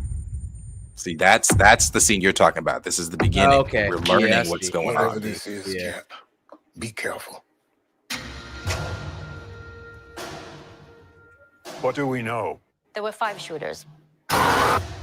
This was a coordinated terrorist attack, sir. Jesus. By the way, that woman on there, I know who that is. Israeli Occupation Forces. Yeah. Her name is Sabra. This is a character who's highly scrutinized. Not to me, everybody. She's not even like the top 5 on the casting. Is she still playing Sabra? Yeah, they're gonna call her something else, but she's Sabra. She is the character adaptation from the comic books of Sabra. They'll just say she's a Black Widow, but that character, like I said, I think that's not boycott worthy. I Yeah, feel I like thought it's they so changed low it. on the casting where like you're really gonna tank a movie because of like that. I don't know. I feel like if she was the lead of the movie, of course, everyone boycott. We're not going to support that country's occupation and everything they stand for. That's I would say, but I just don't feel like that's worthy. I would say it's a Disney project, and Disney supports that country. So there, who cares if this character's in it or not? If you're thinking about boycotting, anyways, that's not the point. Keep going. Sir. I was a wartime general. Now I'm a wartime president. Your inner circle's been compromised. Let me fix it. Watch yourself. You're not Steve Rogers. You're right. I'm not.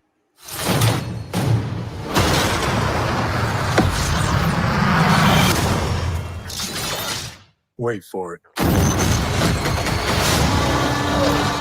Or also, Giancarlo Esposito's Sidewinder is more than likely going to be until he hulks out. Since when were they red?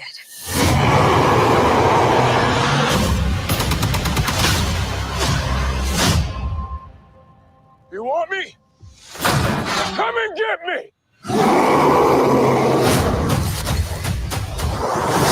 That's so generic. And if you go back to when he first hulks out.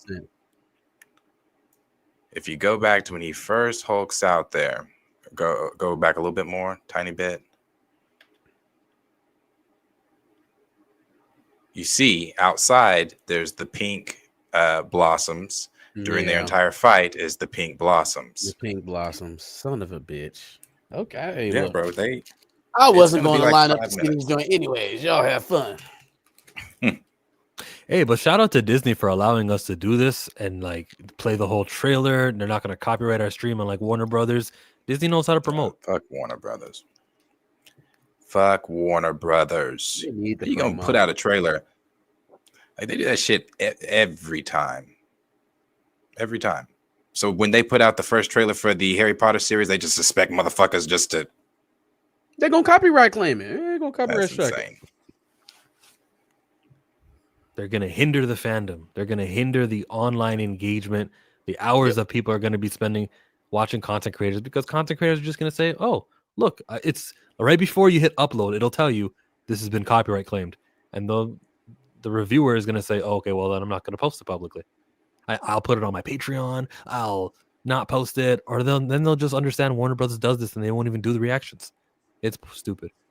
But that is the Anthony Mackie story of it all. A couple times I mentioned that Chris Evans also did it. Said something about it's not about America. You can pause the screen and read that. I don't really want to rehash that. Literally said the same thing. Kendrick said the same thing about what is not like us mean. He said the same, almost repeated the same words about integrity and all this other shit. Y'all love it when other people say it, huh? Anthony Mackie just don't talk good enough, y'all.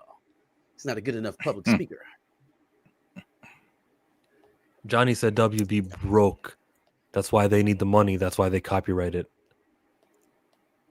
And I know you're joking because you put LOL, but I'll just add, if studios thought about it, yeah, you're not going to make no money because you're not copywriting it, but you'll get so much more from the movie tickets because this movie has been advertised by influencers all over. And influencers going, oh, whoa, are more genuine. They're more effective marketing than a TV commercial or Jimmy Fallon, who we know is paid to act like everything is cool. When that regular guy sitting on the couch with the Funko Pops behind him says that this is going to be great and he's interested, that actually works better for you as advertising. If he's going to say that. Yeah, right. The movie also has to be good. Yeah, more than effective speech, they want controlled speech. And whether or not they got a good product, they want the same speech. They want the same controlled marketing factor. That same shield. I'll be seated for Brave New World. I'm going to go see it early in the day so I can get my review early in the day. I'm telling you now, I don't expect to come out of this film and be like, man, Marvel did it again. At all. I feel like, as I said before, then to move on, we can move on. It's just one of those films we just got to get through. They know we just need to get through it as much as they are got Anthony out there. He knows. We just got to get through it. It's just a precursor. That's all. So you're just not going to join our boycott, huh? It's going to scab on us, huh? Old Tabitha Brown over there. Yeah, scabby. I Planet will be there. Gab Now, Guy. I do disagree with Tabitha, but I will be there. I don't mind like driving into that for like 5 minutes. The DEI, the targeted boycotts and everything. I say Amazon, if you want to cancel your guys' subscriptions to Prime, if you want to stop shopping at Walmart, who also had a big, we don't do DEI no more. Okay, Yep, I'm all for of it. them. I also look All of with them. Tabitha, with any product, if it's black owned and it's being it's on the shelves of Target, I can understand. Okay, shop there just to get those products, but you need to say, Tabitha, which she didn't do. So I'm not on her side completely, but she never said once in that little video that what I do with my money is I enrich the community in which I pay thanks for paving the ground. So when you take away money from me, what you're really taking away is that I sponsor this thing and I sponsor that and I sponsor that. So why are you shaking your head? She never said that. I'm saying she never said that. If she did say that, I could go talk. I'm Sorry. not interrupting you. Go ahead. I'm just saying, like, she didn't eloquently express to me. She was just saying, I'm black, so you're hurting me. You can't do that. And I'm like, no, I'll definitely hurt I agree hurt with you that. for the betterment of everybody else. Like, there needs to be a cause and effect. They pulled the DEI thing, and then they realized, oh, we don't make money when we're not inclusive. Got to be inclusive. That's a winning strategy. That's what they need to learn. So yes, you can be the scapegoat. You can be the one who has to get hurt because of this practice. You deserve not to be funded in Walmart and in all the big box office stores. I was agreeing with you. I was disagreeing with Raymond in here. I was disagreeing with Raymond too. That's kind of why I set up. So first of all, with Tabitha, if she wants to keep her stuff in Target so that she has access to a mass market and doesn't have the funds to store her product on her own, that's fine.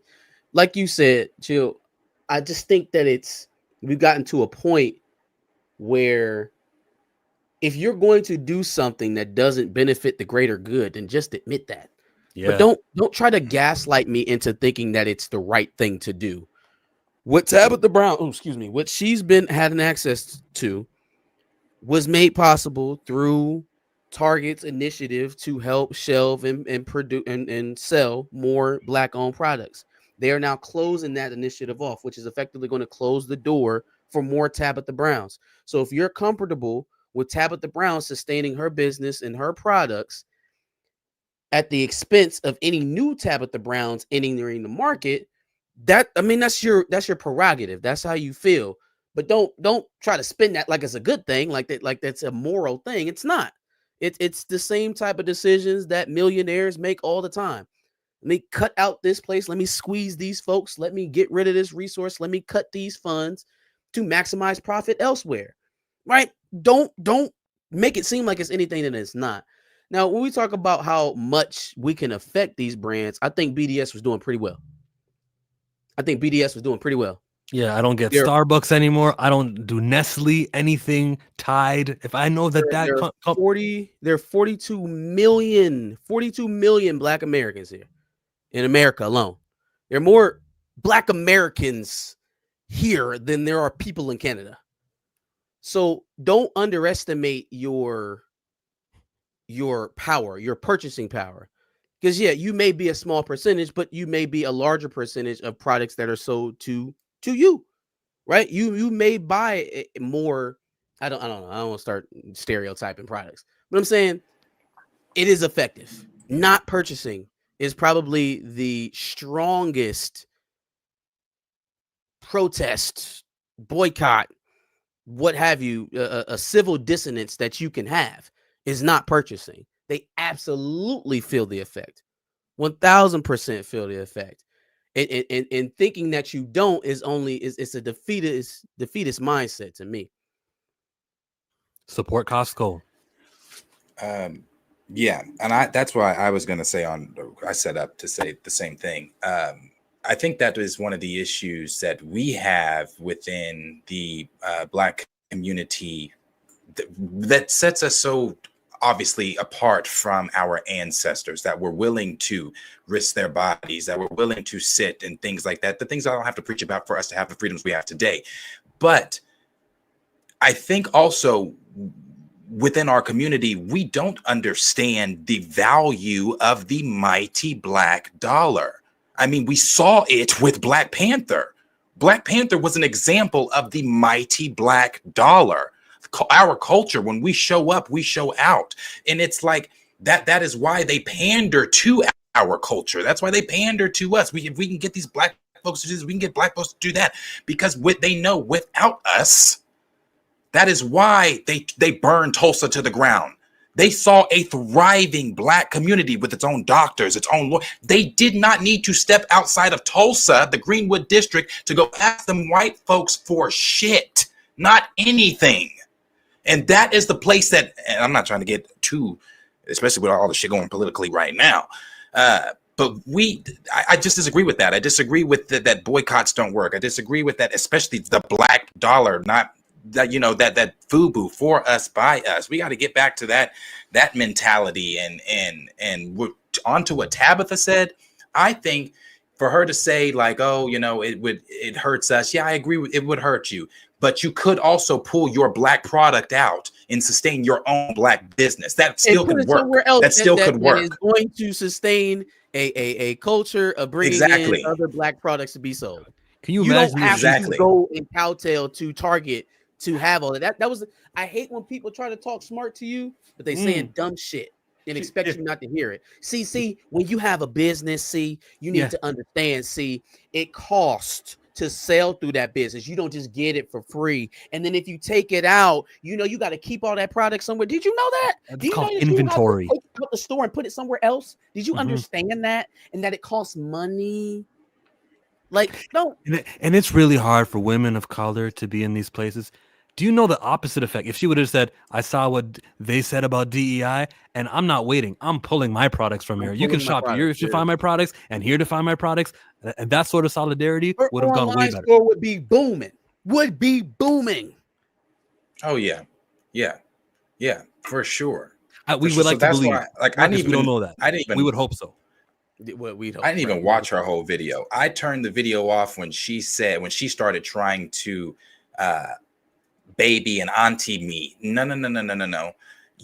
Like I said, you can pull your shit out and you can have your own or whatever, because it works. We've done it. Our community, our people, we've done it before. So it works. We just got to stop thinking that, we need them for things. We don't. Again, you got to get back to that mindset. She wants the access to the mass market, and that's more important to her. It's her prerogative. Like, I can't put my moral code onto you. I can't make you think like me. Just don't lie. It's not a thing for all of us for you to get rich. That's something that we can all take from this example. It is not a win for all of us when you win. Yeah, it's not. Like, we have been pushing this idea of collective growth through millionaires since I was a kid. Yeah. Oh man, you love to see them succeed. Oh, you love to see them get there, and we do, because that's the nature of our community. But at the same time, it's not a win for you when rich people get richer. When rich people who don't even want to leave the door open for you.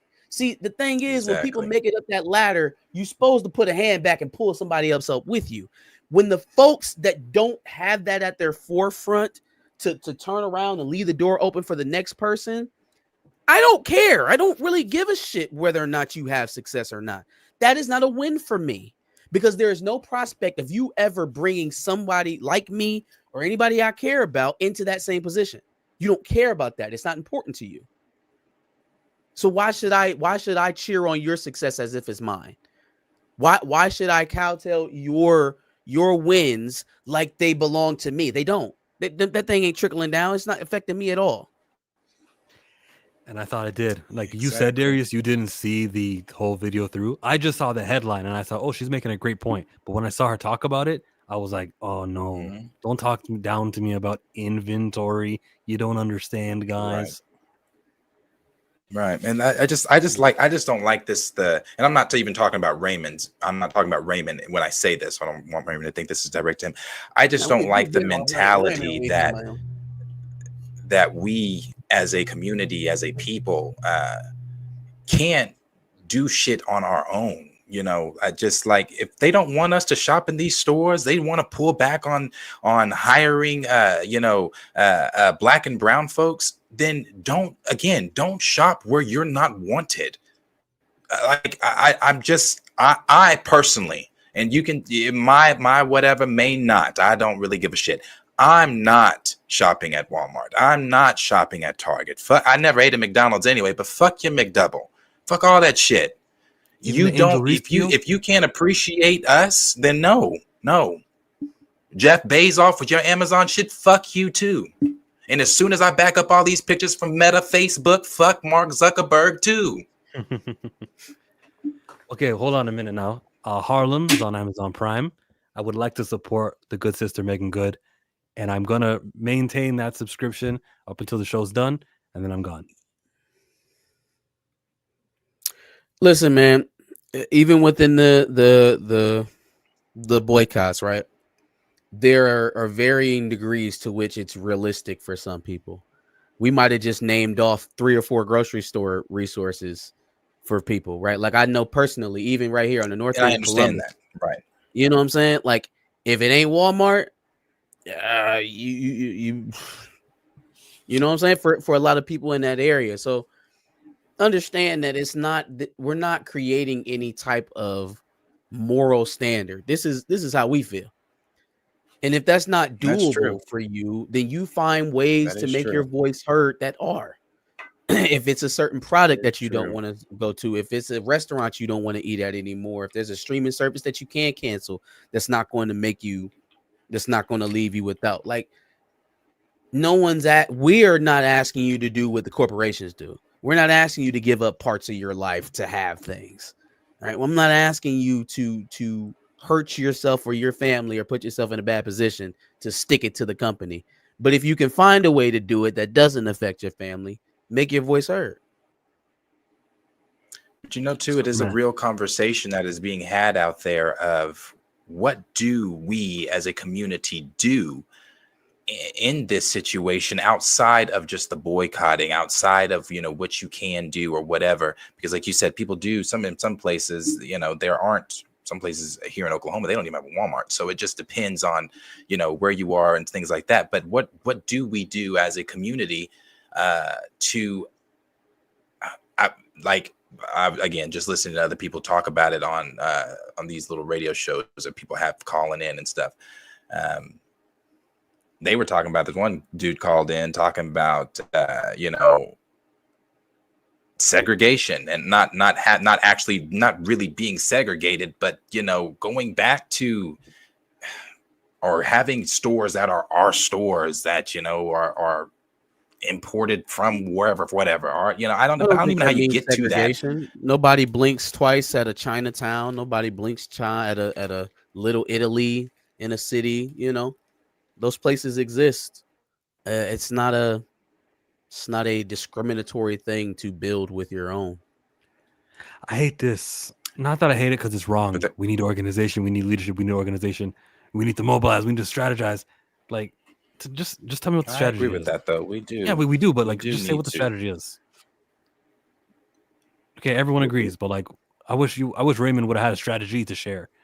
It's one of those feel good, nice things to say. We need to work together. Yeah, you're right. Okay, now direct me. But here, again, Johnny said it. Again, in a and not to get political, but in a Trump America, building for your, just there. Do I want to go here? I don't. Never mind. There's just a lot going on right now. Over here pulling your punches. Say what you was gonna say. There's a lot going on. Well, like I said, didn't want to go political, but I will. There's a lot going on right now, especially with the scaling back of just basic civil rights. This war on women, war on Black and brown people. It's a lot going on right now. So in this Trump America, where you've got half the country that voted for this. Do you build? Do you try to be successful and whatever, and have these radicalists, MAGA, burn you to the ground? We trying to get you back into, Jim Crow era. Come and burn that shit the fuck down. Because we are 9 days into this man's presidency. To put that into perspective, we are 9 days into this man's presidency. What does 69 days look like? Nice. It's a lot. It's a lot to think about. Yeah. I mean, you're right. Half the country did vote for him.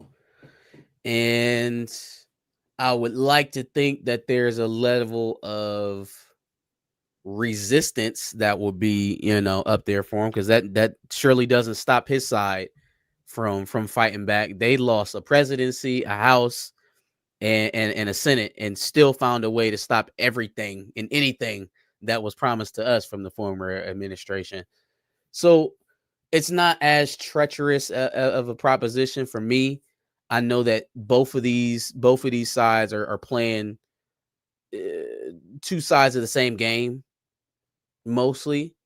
And that you're even seeing it now with some of the executive orders that he kind of came in with fast and loose, getting held up in court, being held as unconstitutional. Like, those are the things that they press towards us so heavily to be fearful of, right? And then you see it in action, and then it's a lot of what you would have expected from a second president for Trump. It's a lot of blowhard, it's a lot of posturing, a lot of ego stuff, but not a lot of tangible, just like it was the first time. So the answer then becomes, okay, well, we know what the playbook is now. We didn't want to be here. We are here.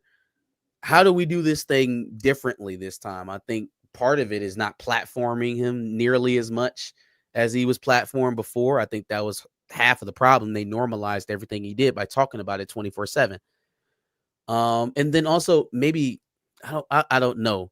I think a break of the political system is actually needed, is what actually needs to happen. But if that's not going to happen, then a serious resistance movement has to grow out of somewhere. We got some super chats from Michael. Click a deep clank, the money goes into my piggy bank. Yup. It's not unusual. How is having ethnic hair product in store a problem from a corporate perspective? I was under the impression they'd lose DEI. That was a financial load. Is this just racist BS? I think it's more posturing, right? So first of all, we have to remember why many of these DEI initiatives came about, right? A lot of these companies adopted this stuff around 2020 when the George Floyd protests were going on, when their brick and mortar shops were getting broken into and looted, right? So in an effort to try to cull some of that, and also to posture as if they are on the right side of history and public sentiment, those were the initiatives that they put in place. But there was never any promise of them being permanent. There was never any language that they would be sticking around in perpetuity. They just gave you something to kind of settle things down so that we weren't throwing things through their front window anymore. And I mean, from everyone, from Target to Walmart to the NBA, right? So now the dynamic has changed. Exactly. We're not in a place anymore where it's popular or beneficial to hold up your minority cards to show everybody, how many boxes you're checking, which I love. I love now that that they're the only silver lining to the fact that all the DEI programs are going away is that they're finally able to reveal that most of those jobs were going to white women anyways. Most of those jobs and positions were going to white women.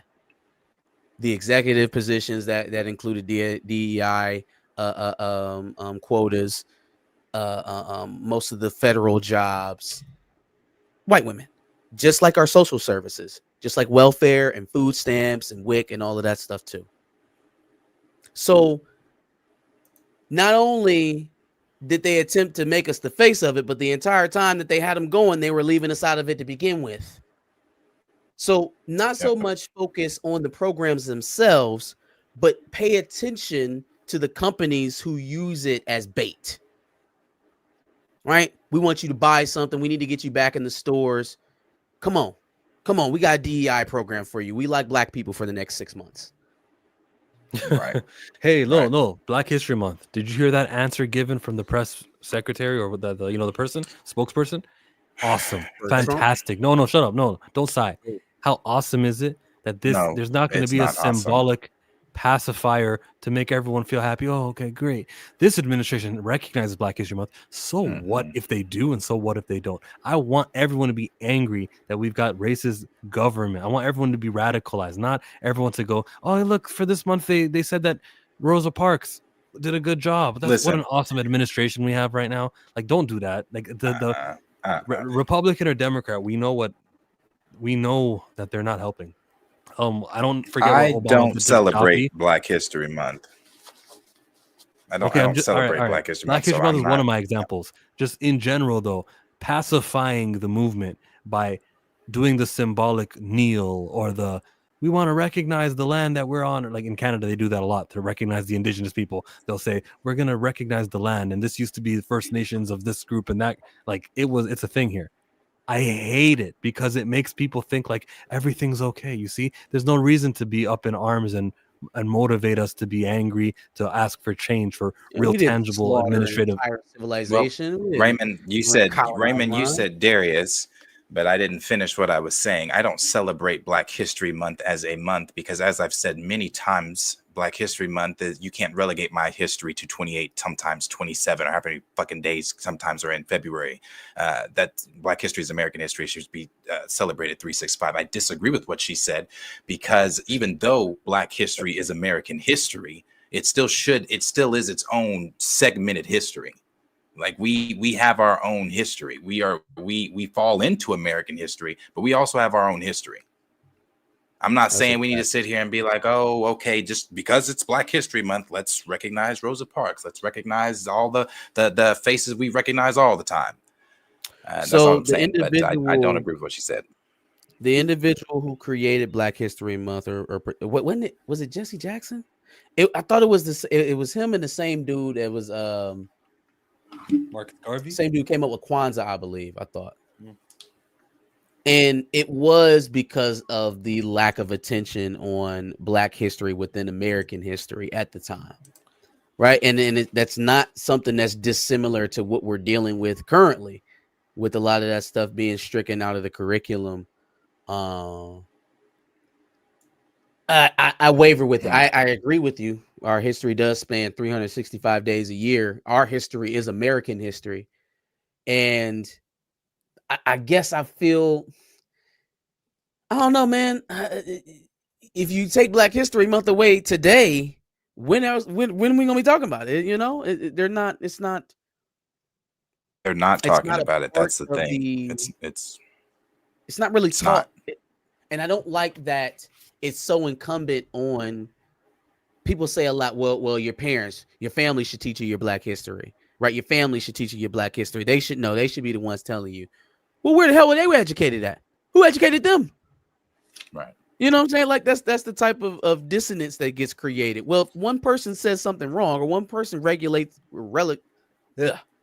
something wrong, that's just misinformation passed down over and over and over and over again. I do think it's important. And if it takes it to be highlighted in February for it to become a thing for people who wouldn't otherwise have ever heard it or interacted with it or even known any of the information that was brought to in that month, that's a good thing. But I guess I agree with you. I don't like that it's only relegated to February, the shortest month of the year. The shortest month of the year. Black History Week was in February, and then naturally the month would be a February thing. Mm-hmm. Yeah. Superman. No. Yeah, Superman. Soup. You guys see him flying? Looks pretty cool, right? He's got the S No. on his back and the cape. He's zooming and glooming. Look at him glide through the skies at ease. He literally did the flip. Whoa, hold on. He's got one eye looking this way and another eye going that way. So The Rock hopes for one single solitary second that the eye that's looking that way is looking at The Rock's hand going that way. Only wrestling fans know that. Yeah, he made it look like he was a drone. Time out, Marcus. Hold the thought. Just because like Michael Nemo sent a $5 super chat. I don't want to, you know what I mean? He says, y'all make Black History Month sound like the pizza party they throw the crew at work when morale is low. You know what? It's more like that effect. You're right. So to me, it feels like it's that effect. It makes everyone happy. Now that you at work, they could be doing something like giving you guys raises, giving you time off, flexibility. They could be more. They could give you real things that are going to impact you and change your life. But the feel good, it's what? It's a pizza party for lunch, which only costs them $100. Makes you, oh, I like working here. It sedates you, and that's what I think. Having the Republican Party, having the Democratic Party recognize Black History Month makes everyone feel like everything's okay. Nah, bro. Give me that Republican energy. We celebrate everyone. That's what we do. Marcus, were you saying something? Nah. I thought I go back to Superman. No, you're Thanks, good. Mimo. Back to Superman. Superman trailer. We got one eye looking this way and one eye looking that way. What do you say, Marcus? Hey, he is cross-eyed. I didn't even realize that. I didn't realize nuts. that either.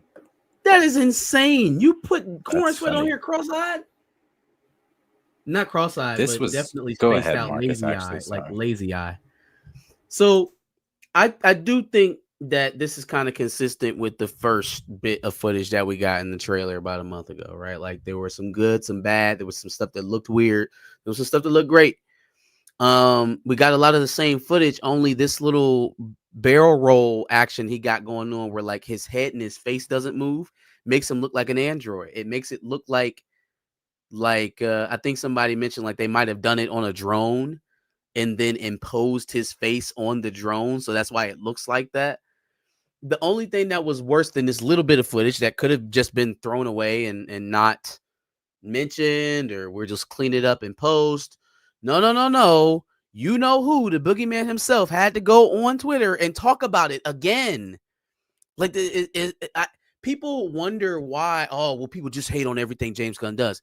James Gunn interacts with every bit of hate that he hears on the internet. So it just makes it that much more advantageous for the people who are going to be loud about it to do it the next time that something sucks. And this does suck. I'm not fond of it. It was already weighing on me about the suit and what they did to my boy Nathan Fillion. But I'm losing confidence in this project the more I see it. John calls it the roto camera, the fisheye lens, where it makes it that way. What's in the center is going to be centered, but things to the left will veer a little lefter, and things on the right shift a little righter. And that's why his eyes look that way. And I'm not mad at this at all. I think it's much to do about nothing. This little clip of him flying, all right. I'll only play 5 seconds. Trash. And also, y'all gave The Rock hell for the same exact shot in Black Adam. You meme the hell out of it relentlessly. Now all of a sudden it's cool because it's Gun and Corn Sweat. Come on, man. Miss me. At least stay consistent, right? If it was worthy of being dragged on the internet when it was Dwayne The Rock Johnson, then it's worthy of being dragged on the internet now. Don't call it fake hate.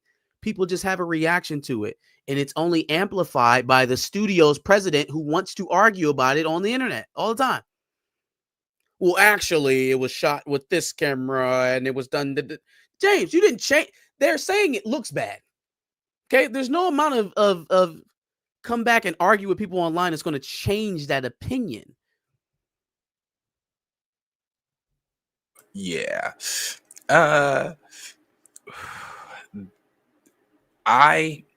Who was I arguing with that tried to tell me that Marvel was afraid to put out something with the Fantastic Four? Marvel was going to move dates. I tried to tell y'all. Wasn't it Blue? From the very beginning. It might have been. Tried to tell y'all from the very beginning. Marvel's not shifting shit. There's no reason to. There was never a reason to. One, all the things I mentioned before, the established, blah, blah, blah, blah, blah, blah, blah, blah, blah, blah. Superman, Kal-El, we already know that. But when you have James Gunn, who I've said many times, we've all said, gets on here, said the fractured universe, it's even more fractured, arguing with people, arguing with trades, arguing with YouTubers, arguing with whatever, just random people on Twitter, trying to feel like he has to debunk everything. And then he be lying too. Like, it's okay. It's one thing that you active on the internet, right? So you already serving yourself up. There's another thing that you engage with just about anybody who has anything to say with you. And then you be bold-faced ass lying too. It's just it's a bad combination, man. It is a bad combination. I did not like this. This did not look good. And this just goes on with a couple of other things that just haven't looked good. The original promo picture didn't look good. The stuff with Crypto didn't look good. All of his bantering with people doesn't look good. And this first flight does not look good. So we are 6 not look goods with with 0 wows. That was great. So I don't know. I don't know how this film does. We will say 0. The scene where he saves the little girl from the planet. That's true. I do really like that scene. scene. Yeah, that was do really like the scene where he saves the little girl. So 6 woes and one wow. So we've got some work to do. Instead of being on Twitter arguing with discussing film or Jeff Snyder, I tighten some shit up in the studio. He will. He will. He's not going to let this ruin his movie. So he'll take care of the eyes and he'll do what he's got to do for the flight scenes. It's like video game trailers. We still haven't seen a lot of other shit either, so we just don't know. He can't afford anything. You know what's interesting about this movie is that there's not going to be a Super Bowl trailer, and it's probably because Super Bowl trailers are $8 million for 30 seconds. Jesus. He's right. He's not going to do it. They don't have that kind of money over at DC Studios. You can actually use 8 million, spread it up, and use it more effectively in other ways. Everyone knows Superman because it was the most viewed trailer ever, or in the top 5 of the most viewed trailers ever. You really don't need the casuals to know about Superman. You do for a Blue Beetle or for a lesser superhero, right? But for Superman, you're fine. Let Fantastic Four get all of the new Rockstars covers and everything anyways, because that is what's going to happen. You're going to get the same YouTubers and people who do coverage are going to be too occupied with the MCU. He's doing a great job by not having a Super Bowl trailer. That being said, though, he's on a budget, clearly. Use the money, dig into the budget to take care of this flying stuff, to make it null. You can't give validity to the complaints that people are saying. James Gunn's got a long way to go from now until July. He's handled himself less than perfect. I'll say 50% good, 50% bad. The next 6 months, though, he can perfect the marketing strategy. He's going to have his actors out there. David Cornsweet hopefully doesn't say anything crazy. We want women to be fawning over him, so find ways that he can do shirtless things. He'll do hot ones. He can do these things. That's all. I'm just saying. It's not over. I'm still rooting for the film. Me too. I'm just saying it just hasn't been a smooth ride. Go ahead, Marcus. I was going to say, no, it hasn't. But who do you think has been marketed better as a leading man? Anthony Mackie, because I think they're completely comparable. Anthony Mackie as Cap or Cornsweet as Super? That is actually a very good question, and I would say they've both done a shit job. I'd say they've both done a shit job. That's a very good. Yeah, no, they've both done a shit job. You think Anthony Mackie has been? I think it's jumped up here now that we're approaching the date. But prior to that, they haven't really. What marketing have they done? They've done more marketing for Red Hawk than they've done for him as Cap. So they're marketing Anthony more in China than they are in my opinion, just from what I've seen. I feel like he is more on posters and facial things and interviews in China. And then over here, you got your big cutout posters of the Shield, but you got Hulk's hand or something with Hulk. Right. Nothing with Mackie just standing out front. Man, it's hard to say because as far as Supermans go, I feel like Corn Sweat's been the most tamed so far. When that's a little bit loaded because we haven't seen his film come out yet. But even still, I feel like we saw a lot of Cavill before Man of Steel or leading up to Man of Steel. I felt like we got a lot of Too early. I wouldn't know anything about Brandon Roth. That was way too early for me, but in terms of what the media attention was. But I do remember the Henry Cavill attention. Henry Cavill was big. When he got cast, that was a big deal. Haven't had that same effect for Corn Sweat. No, they haven't had the same effect with this film that they had with Man of Steel. And I don't know if that's, again, just people, because there are obviously people that are wanting this to fail. But I don't know. I mean, I don't know. I don't want the film to fail. I like Superman. I like James Gunn. I would like to see a good Superman film, but I am under the impression, well, I'm not going to say that the DC universe just falls flat. I mean, Supergirl, Woman of Tomorrow is supposed to be good, I guess. But who was saying that they're oh man, it was somebody. I can't even think of it now. Somebody in the DC orbit was talking about, man, I can't wait for that movie to come out. No, it wasn't DC. It was Sebastian Stan. Ah, there you go. There you go. Yeah, that said, and I don't even know why did he say that again? Because the director, I think he knows. But yeah, he was talking about how it's going to be a really good film and things like that. But so I do think, though, if this doesn't do good, I'm not saying the DC universe is just dead, but I do say, oh man, like somebody, I think it was maybe Michael Nemo, we might have to stick to the CW if this just does not pan out. The fact that people are saying that, like that it's even comparable. When has that ever been a thing? When you saw Superman on screen and people immediately started comparing it to the television version of Superman. So when they had Henry, that's like Henry Cavill came out and they were like, man, what is his name?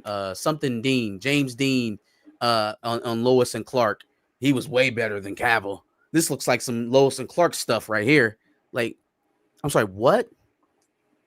Excuse me? That's never happened. No one has ever done that. No, not at all. That's not a great thing. You know what? They have data where they can see on YouTube what was the most viewed part of your trailer. And we know that when the Green Garden, thank you. Yeah, here we go. With Dean Cain, when the Green Lantern Guy Gardner showed up, that was the most viewed portion of the trailer. So they go, "Oh, people like that? Cool. The next trailer will feature more of that Green Lantern." They can definitely come back with, because that was just the teaser. They can definitely come back with a bigger trailer that satisfies, that gives more answers, that has more dialogue. Actually, they could really kill it with the marketing coming up. And yeah, skipping the Super Bowl is a great idea. Yeah. Michael Nemo with the super chat. Everybody pricey. Cost money. Beat the charge money. Fast money. Push the start money. Escobar money. Louis Vice. Always add spice. Always lick the liquor with the ice. I don't give a fuck if that's his wife. We could bag any in these all white Nikes. Shout out to Nas, man. That was a great 3-album run. Some other channels. I'm worried to read this one. Someone else read it, please. Some other channels are saying Mackie is making un-American comments, but of course those channels are hypersensitive to stupid shit. Yeah, I mean, I could probably name a few without even doing a Google search. But again, it's one of those telling moments, right? It's like you're either being dishonest or you don't know what the hell you're talking about. Because if the guy who's playing the Captain America, telling you that shield doesn't represent America is off-putting to you, then you're just not up on your source. You're not up on your source. You didn't act that way when Chris Evans said it. You sure as hell didn't act that way when you saw Civil War. Like, why didn't that have a more visceral action to you at that point? He was a criminal. He was a fugitive on the run. He was an adversary to the American government. Why didn't that rub you the wrong way? Oh, it's the black dude saying that he don't like America that sets you off. It's so obvious, isn't it? Like it's there's no other way to explain it. There's literally no other way to explain it. And anybody who's willing to put their reputation on the back of all Anthony Mackie's being un-American is full of horse shit. Just full of shit. And It reminds me that he would have been stronger in his statement, that he would have stood on what the fuck it was that he said. I remember when Static Shock or Static, the character, was getting renewed in 2021, okay? They changed his origin because he would be at a Black Lives Matter protest, and that's when the police threw the experimental gas to make everyone mutate. And they said, that changes the origin. He was supposed to be at a gang meetup, and he was supposed to bring his gun, and he was supposed to learn about how that was the wrong way, but they made it at a Black Lives Matter. They ruined the essence of the character. They said that. Everyone who made a YouTube video and cried, you were not going to support that comic anyways. You were not one of the 5,000-6,000 people buying the comic back in the 90s to keep it to sustain its presence. Like, miss me. I wasn't born yesterday. And it's this is the quote that you mentioned. So actually, what were you saying, Marcus? No, I was just going to say, it's like, it almost gives the posture as if you need to have Black people in a certain position. Like, if you can't see them through a certain context, then it just doesn't fit to you. It's not right. There's something wrong. There has to be something to complain about, right? And so, again, you can have this right here. Well, to me, I'm not trying to get lost in the American side of it. So Chris Evans can tell you that his Captain America, he's not getting lost in the American side of it. He goes on to say, this isn't a flag-waving movie. Holy shit. How more so un-American, anti-patriot. It's red, white, and blue, but it just happens to be the character was created in America during Jesus Christ, created in America during wartime, when there was a common enemy. Even though it is Captain America, I've said before in interviews, it feels like it should be just called Captain Good. That is a cringeworthy statement. There's cringe all through that. Captain Good. Nobody has a problem with that. No one. Mm-hmm. No one has a problem with him saying Captain America is red, white, and blue for show. Nobody. Well, Discussing Film didn't tweet that when he said it, so that's why it didn't get so popular. I guess, yeah. Discussing Film is betting 1,000 this week. Boy, Jesus, y'all just can't. Y'all can't get right. Anthony Mackie said, since we were just talking about Cap and Anthony, he gave an interview to Esquire 7 hours ago and said on his future as Captain America, I give it a solid 10 years. You have 2 Avengers movies. You have hopefully another Captain America. Hold on. You have hopefully another Captain America, and then a random plug-in and plays. Oh, Spider-Man. Oh, Fantastic Four. What are you doing here? But you never know. I mean, I don't want to be 60-year-old Captain America. 10 years, brother. When is Secret Wars? Who's going to tell him? That's the expiration, my guy. I would say if we are doing, and if not, maybe not. Maybe they usher him in as Cap in this new universe. Who knows? I don't know. But who's going to tell Anthony that it's OV after this movie? Or maybe he's just that confident that it's going to perform well and that they'll be forced to keep him. I mean, it sounds like Chris Evans is not really interested in reprising his role. It was a quote for him in what was it, Variety today? It said he's not coming back for Doomsday. So if he's not going to be back in Doomsday, that lessens the likelihood that he's in Secret Wars, right? He said he retired. Which, if you retired, why he's are full you of in shit? Deadpool? He was just in Deadpool. He was just in Deadpool.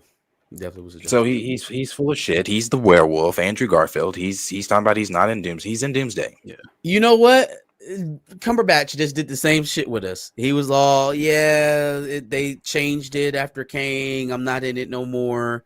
And then literally today, he came back and corrected himself. He's like, oh, I actually am going to be in it. Like, what do you just forgot that you were in a multi-million-dollar film? Who do y'all think? Why do y'all think we're so dumb? That's what irritates me some. Why do you think I'm so stupid? I don't appreciate that you think that I'm not intelligent. Let's do some X-Men talk. The new rumor is that the Joe and Anthony Russo, the Russo brothers, are going to be behind the X-Men. This is going to be them planning, orchestrating movies and TV shows. They're going to be the masterminds who are going to launch how the X-Men are going to be used. Now, we got rumors that Jack Champion, a 20-year-old actor, is going to play Cyclops, and then Jean That's from Grey my is supposed. time. Okay, my time says it. Because there's another there. Because I there's hate another her from scoops. Jeff Snyder. I hate her scoops. I hate everything about her scoops. Who's Not that Jeff she's Snyder's? reporting it, but go ahead. Harris Dickinson. Harris, how old is that guy? I can do a quick search on him. Well, I'm So happy they're that they're still getting young. combating on scoops. Her and Snyder are. Yeah, because my time is secretly Kevin Feige or an executive in disguise who I'm hates. telling you, He's boy, 28. I really hope that Oh. everything that comes out of that mouth of hers is a lie. I hope, because if it's not, 28. it's gonna be trash. This next phase is gonna be awful. Oh no.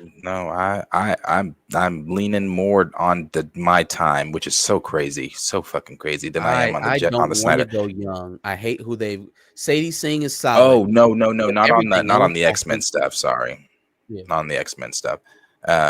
But who Jeff Snyder is saying, this Harris Dickinson guy, he is 28. He fits to me the look and mold more of Scott than this Champion kid. And he has played in, I don't know if it's anything that anybody has seen, but I don't want to go through. No, nothing. No, you're good. But yeah, so an unknown. It's what Marvel's typically good at. Well, the Russo Go. I feel like this is the second time we cut you off. It's your turn. I was just gonna say, I feel like there's a possibility that there's two separate. I don't want to call it timelines, but for lack thereof a better term, I guess I'll say that there's two different tracks happening right now. That's possible. There's the build up towards Secret Wars, right? That includes Doomsday. And then there is the post Secret Wars track that they almost have to put in place now. If they're actually going to do a soft reboot, they have to start casting for that now. So that could be why we're getting mix and matching scoops in terms of how they're moving forward with certain characters. Not trying to drum up the Black Panther talk tonight. This wasn't the point, but it applies to the X-Men, right? Like, are they really going to start from scratch with these kids and think that they're going to have the time to ramp up to see them have adults? That is a huge gamble. Yeah, it's a huge gamble, because if you look at it canonically, they've never really introduced an X-Men team, live action or otherwise, even the animation, younger than like juniors in high school. And the tilt that they're going to now is like high school, sophomore, high school, like freshmen. They're looking at young, according to my time. Right? So if that's the case, and then we have all this other stuff on the other side, we've got Jeff Snyder reporting adult to child, adult Cyclops, Wolverine sticking around, right? Like, okay, there's two different things going on here, or at least it seems to be. So maybe one of them is the pre-Secret Wars buildup, and that's kind of what the Russos are taking a hold of, because that's what's going to dictate what the X-Men look like going into the next phase. And the other one is, okay, well, these are the characters that we're looking at to take over. This is what we're going to look like in 2027. This is what we're going to look like in 2028, 2029, in those preceding years. The film could have a time skip. They could be younger, and then they're supposed to get older in the middle, in the first act or something like that. It could be a unique storytelling thing. 28 years old is a great age. 25-year-old is a great age, especially if you're going to have them for a long time. And it brings back to the conversation Marcus and I were debating about getting these guys young and signing them for something very affordable because they're young or they don't really have leverage, so they'll say yes to it, and you get them for all the movies you plan. Oh, you better believe nobody right now is signing with Marvel for 20 anything. 20 months with Marvel probably is pretty steep for what they're asking right now. I think the 20-year-old Cyclops actor Jack Champion, I think, is going to be willing to do 9-picture deal right now. He'll be like, I know I'm 20, but a 9-picture deal, I'll play Cyclops. It's not healthy enough, man. We get it. This is the Russo brothers' film. It's a Netflix film called Electric State. It's featuring Chris Pratt and who's the woman in it? She's in the car there. I know her. Is that Millie Bobby Brown? Yeah, that's Millie Bobby Brown. It says that in the tweet. So that's that's what they've been doing on their time away from Marvel. Nothing that they're doing outside of MCU is really all that successful. Nothing. So shout out to we need you here. It's probably likely. Come here, do this X-Men, please, Russos. We need you. You know how to handle a team, and you always be busy. You run the ideas back and forth. You get Marcus and McFeely also as part of this boardroom, this creative discussion. You guys are exactly where you need to be. You are the most qualified. I hope this rumor is absolutely true, man. This is the best case scenario for Marvel to have geniuses like that, proven track record, respected from fans. We cheer for directors. How often do you cheer for a director at a Comic-Con like that? Sam Raimi and the Russo brothers. That's it. Shout out to the Russo brothers. I hope this is very true because the X-Men rumors, the X-Men can revive Marvel in a way that no other team can. They are the heaviest hitter. No matter how good Iron Man does or what Robert Downey could do, a proper X-Men film, it's over because you got A-listers in Storm, Cyclops, Jean Grey. You can make Beast an A-lister. Like you can make Nightcrawler a B-lister. You have so much talent there with Rogue also. Sugar, that acting, that she's fixing to get an Oscar, whoever plays that character. Was that good? I feel like Rogue, you get Gambit. That wasn't great Southern. That wasn't a good Southern. Well, excuse me. I do think, I think it's real. I think it's real because the Russos have stated time and time again that they wanted to do the X-Men outside of whatever project they were currently working on for Marvel. It seems like whatever beef they might have had with Marvel due to coming to ScarJo's defense might be dropped, assuming they are doing Doomsday and everything else. So I do believe that it's real. Yeah, I think that they are obviously another reason I think it's real is because Marvel also knows what you stated. They're in a rut, and who else to bring us out of that rut than when we were in our heyday and gave us some of our best hits. So yeah. So if this is true, I think it's real. If this is real, and the Russos are going to not only do Doomsday, but they're going to do Secret Wars. And they're also going to do the Mutant Saga. What is Kevin Feige's job? Just sit there and act pretty. For the next 6-7 years of the MCU, what's Kevin Feige doing? Pretend to take credit for everything as if it was your hard work. Yeah, you. Well, the guy who put Jessica Gao in charge of She-Hulk, the guy who tried hold on. Let me do the same thing to you. Hold on. Anyways, if he argued with Gao. If you're Kevin Feige and they're doing Avengers, but then they're also doing X-Men, right? How is this not the Matt Reeves situation with James Gunn? Because I don't think the Russos come on and sign this deal without the producer credit. We're not just going to let Kevin Feige be executive producer of all this stuff and we're coming back and you got us working full time. It's Kevin's already there. If you want Kevin to do it, let him do it. Yeah. It's us or it's Kevin. So if it's them and they're executive producing Doomsday, they're executive producing Secret Wars, they're executive producing all the X-Men projects, what is Kevin Feige doing? What he always does. That's not a situation that's going to stand that way. It's not going to be that way. It's not going to stand that way. One of those personalities is going to end up winning out.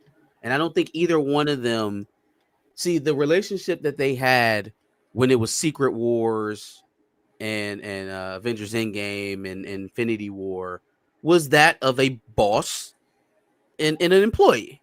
They were still just directors at that point. Well, now they're being asked to come back to rewrite the ship.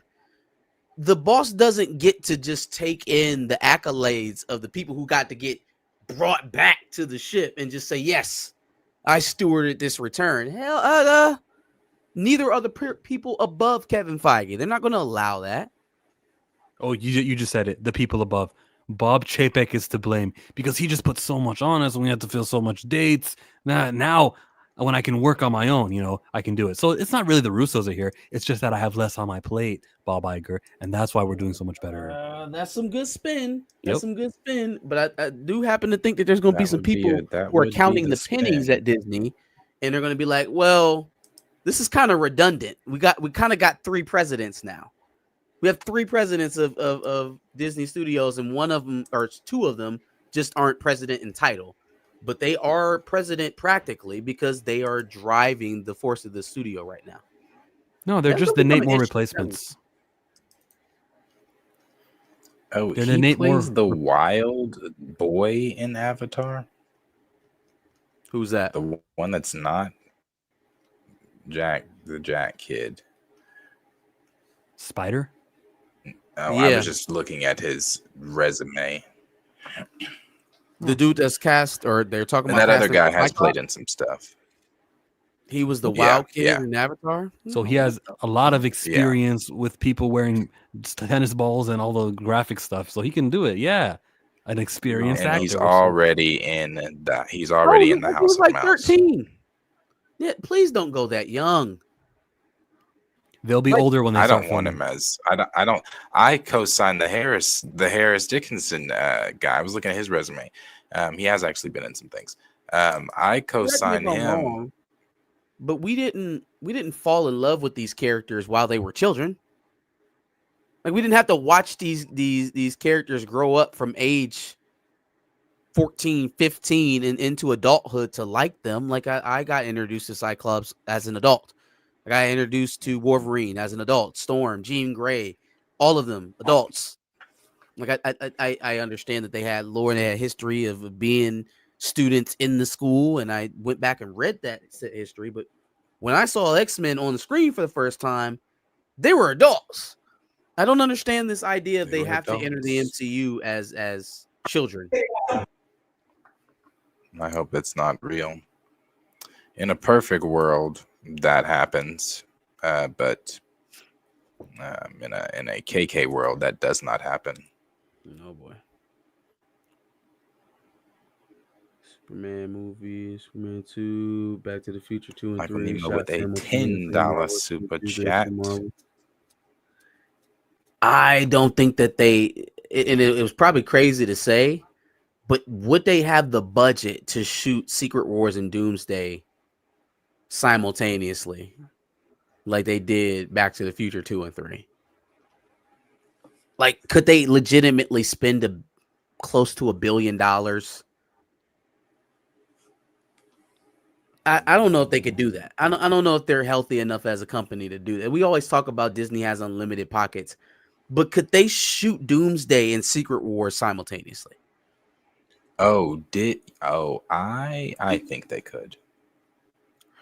They didn't even do that with Infinity War and outside.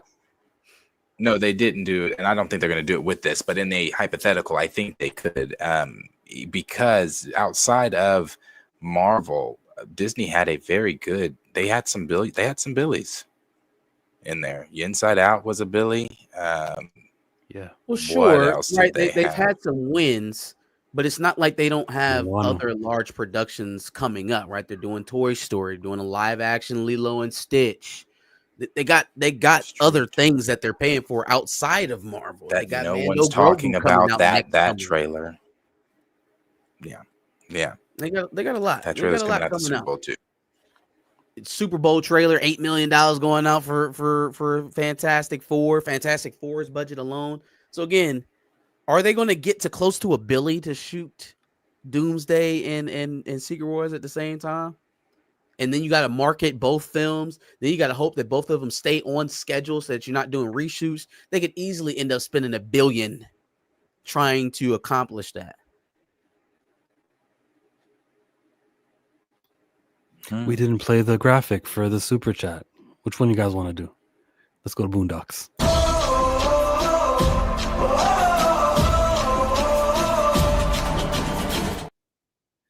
When I get older, thank you, Michael Nemo, for the $10 in the super chat. The super chat. Oh. I'm done. Like, oh look, there's one more thing to talk about, but I want to throw this out to Darius. You want to do a mega panel tomorrow? Recast T'Challa. We'll talk about Achibe, Denzel Washington, the latest Cosmic Wonder report that it's not going to be Toussaint and it's going to be actual T'Challa being recast. Are you doing anything tomorrow evening? You talking to me? No. No, I'll be there. I'll be there. I missed the last one and I was upset, so I'll make sure I'm present. We will get all hands on deck. I asked Tori. Oh, I think he's lagged actually. Darius, you there? Yes. I don't know if my shit is doing that. It's actually pissing me off. There you go. You're back. Kinda. I don't want to overpromise, but we just agreed to do the live stream tomorrow, Darius, on your channel. I'm there. Bet. We'll see you guys tomorrow then. That'll be it. All the Recast T'Challa YouTubers who accepted the invitation. Tori and Rain Reloaded. I'm expecting Blue's probably going to show up. He said he would show up. Who else we got? And you know, everyone's coming. I did want to ask if my shit's working. Did y'all see? I guess I could bring this up tomorrow. We could talk about it more tomorrow. Yeah. It's just something that they've just recently showed in Friendly Neighborhood Spider-Man as to why it's important for characters like T'Challa to be seen. So, but I'll get into that more tomorrow. Damn, I want to talk about that so badly. Tomorrow. You know what it is? No. Is it about Tombstone? It's that scene. Yeah. I'm like, what the fuck? Like, I get that's his background, but I'm like, God, this is why we can't get away from this shit. But anyway, I'll talk about it tomorrow. Tomorrow, T'Challa talk and Tombstone, your Friendly Neighborhood stuff. Yeah. Bet. Go check out the Spoiler Kings. They're streaming right now. And on Sunday, Marcus from Back of the Bus, you're going to be giving some W's and some L's to Angel Reese, who's going to get a W, I hope. Can I recommend that she gets a W for buying her mom's retirement? She bought her mortgage. Oh, well, great for Angel Reese. That should have been did that shit as soon as she got the damn check. But yes, congratulations to Angel Reese. She'll get a W. Check us out Sunday afternoon around 4. We'll be going live doing Dubs and L's and Behind the Cape doing all your entertainment news. On my channel, I might do something for the Royal Rumble, which is happening on Saturday. Ooh, yes. I'll be watching that. Surprise entrance. Who's the NXT call-ups? Is it going to be Trick Williams? Whoop that trick. Is that coming? Or is it going to be CM Punk winning it? Who's your favorite to win that Royal Rumble, everybody? That's what I'm going to be talking about. I think I have to now. Me and Mike from Rogue Comics probably going to talk about it. Get Rosales Comics there too. Nice. We will be watching. The Barton men will definitely be sitting down watching the Royal Rumble on Saturday. They've been hyping, doing a good job of promoing it here the last couple of weeks of Raw. So my son is very interested. I'm interested myself. See how everything's going to play out. There's a lot of auxiliary storylines to this main event. So Charlotte for the Women's Rumble, she's returning. She's winning that Rumble on Saturday. You think so? Yeah, I think the Women's Rumble will be the first one, and Charlotte's going to win it. So then, does Charlotte make an appearance at the Nia Jax Rhea Ripley match? Does she show up? Does she ring? Kind of do the, I really like Charlotte Flair. She's very athletic. Yes, crazy athletic. Ric Flair's daughter. Like, she actually, Ric Flair had a couple of sons. Sorry, guys. Thanks for coming, everyone, to the Pantheon this week. Oh, we talked politics. We did Eichel, Speed, and I'm sorry. John C. over here reminding me. I think they're going to be in the Rumble. I think they need to fight. Yeah, the hell with the stream. They need to get in there. Logan Paul's probably going to be there. He will be there. He said he'll be in there. So I think Logan Paul could eliminate one of the other streamers. Logan and Jake Paul, by the way, they were advertising a fight, but it's really just like a TV show. So there's no fight. Alexa Bliss, that could be a good return.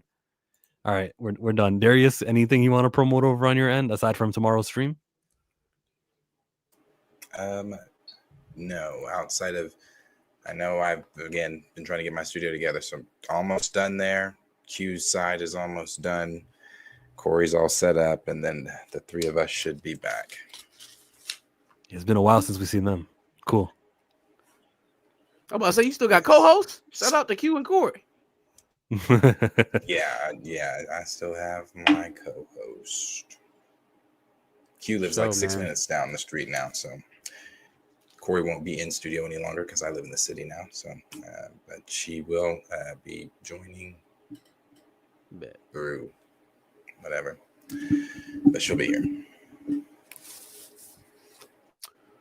So Deuces. Appreciate y'all.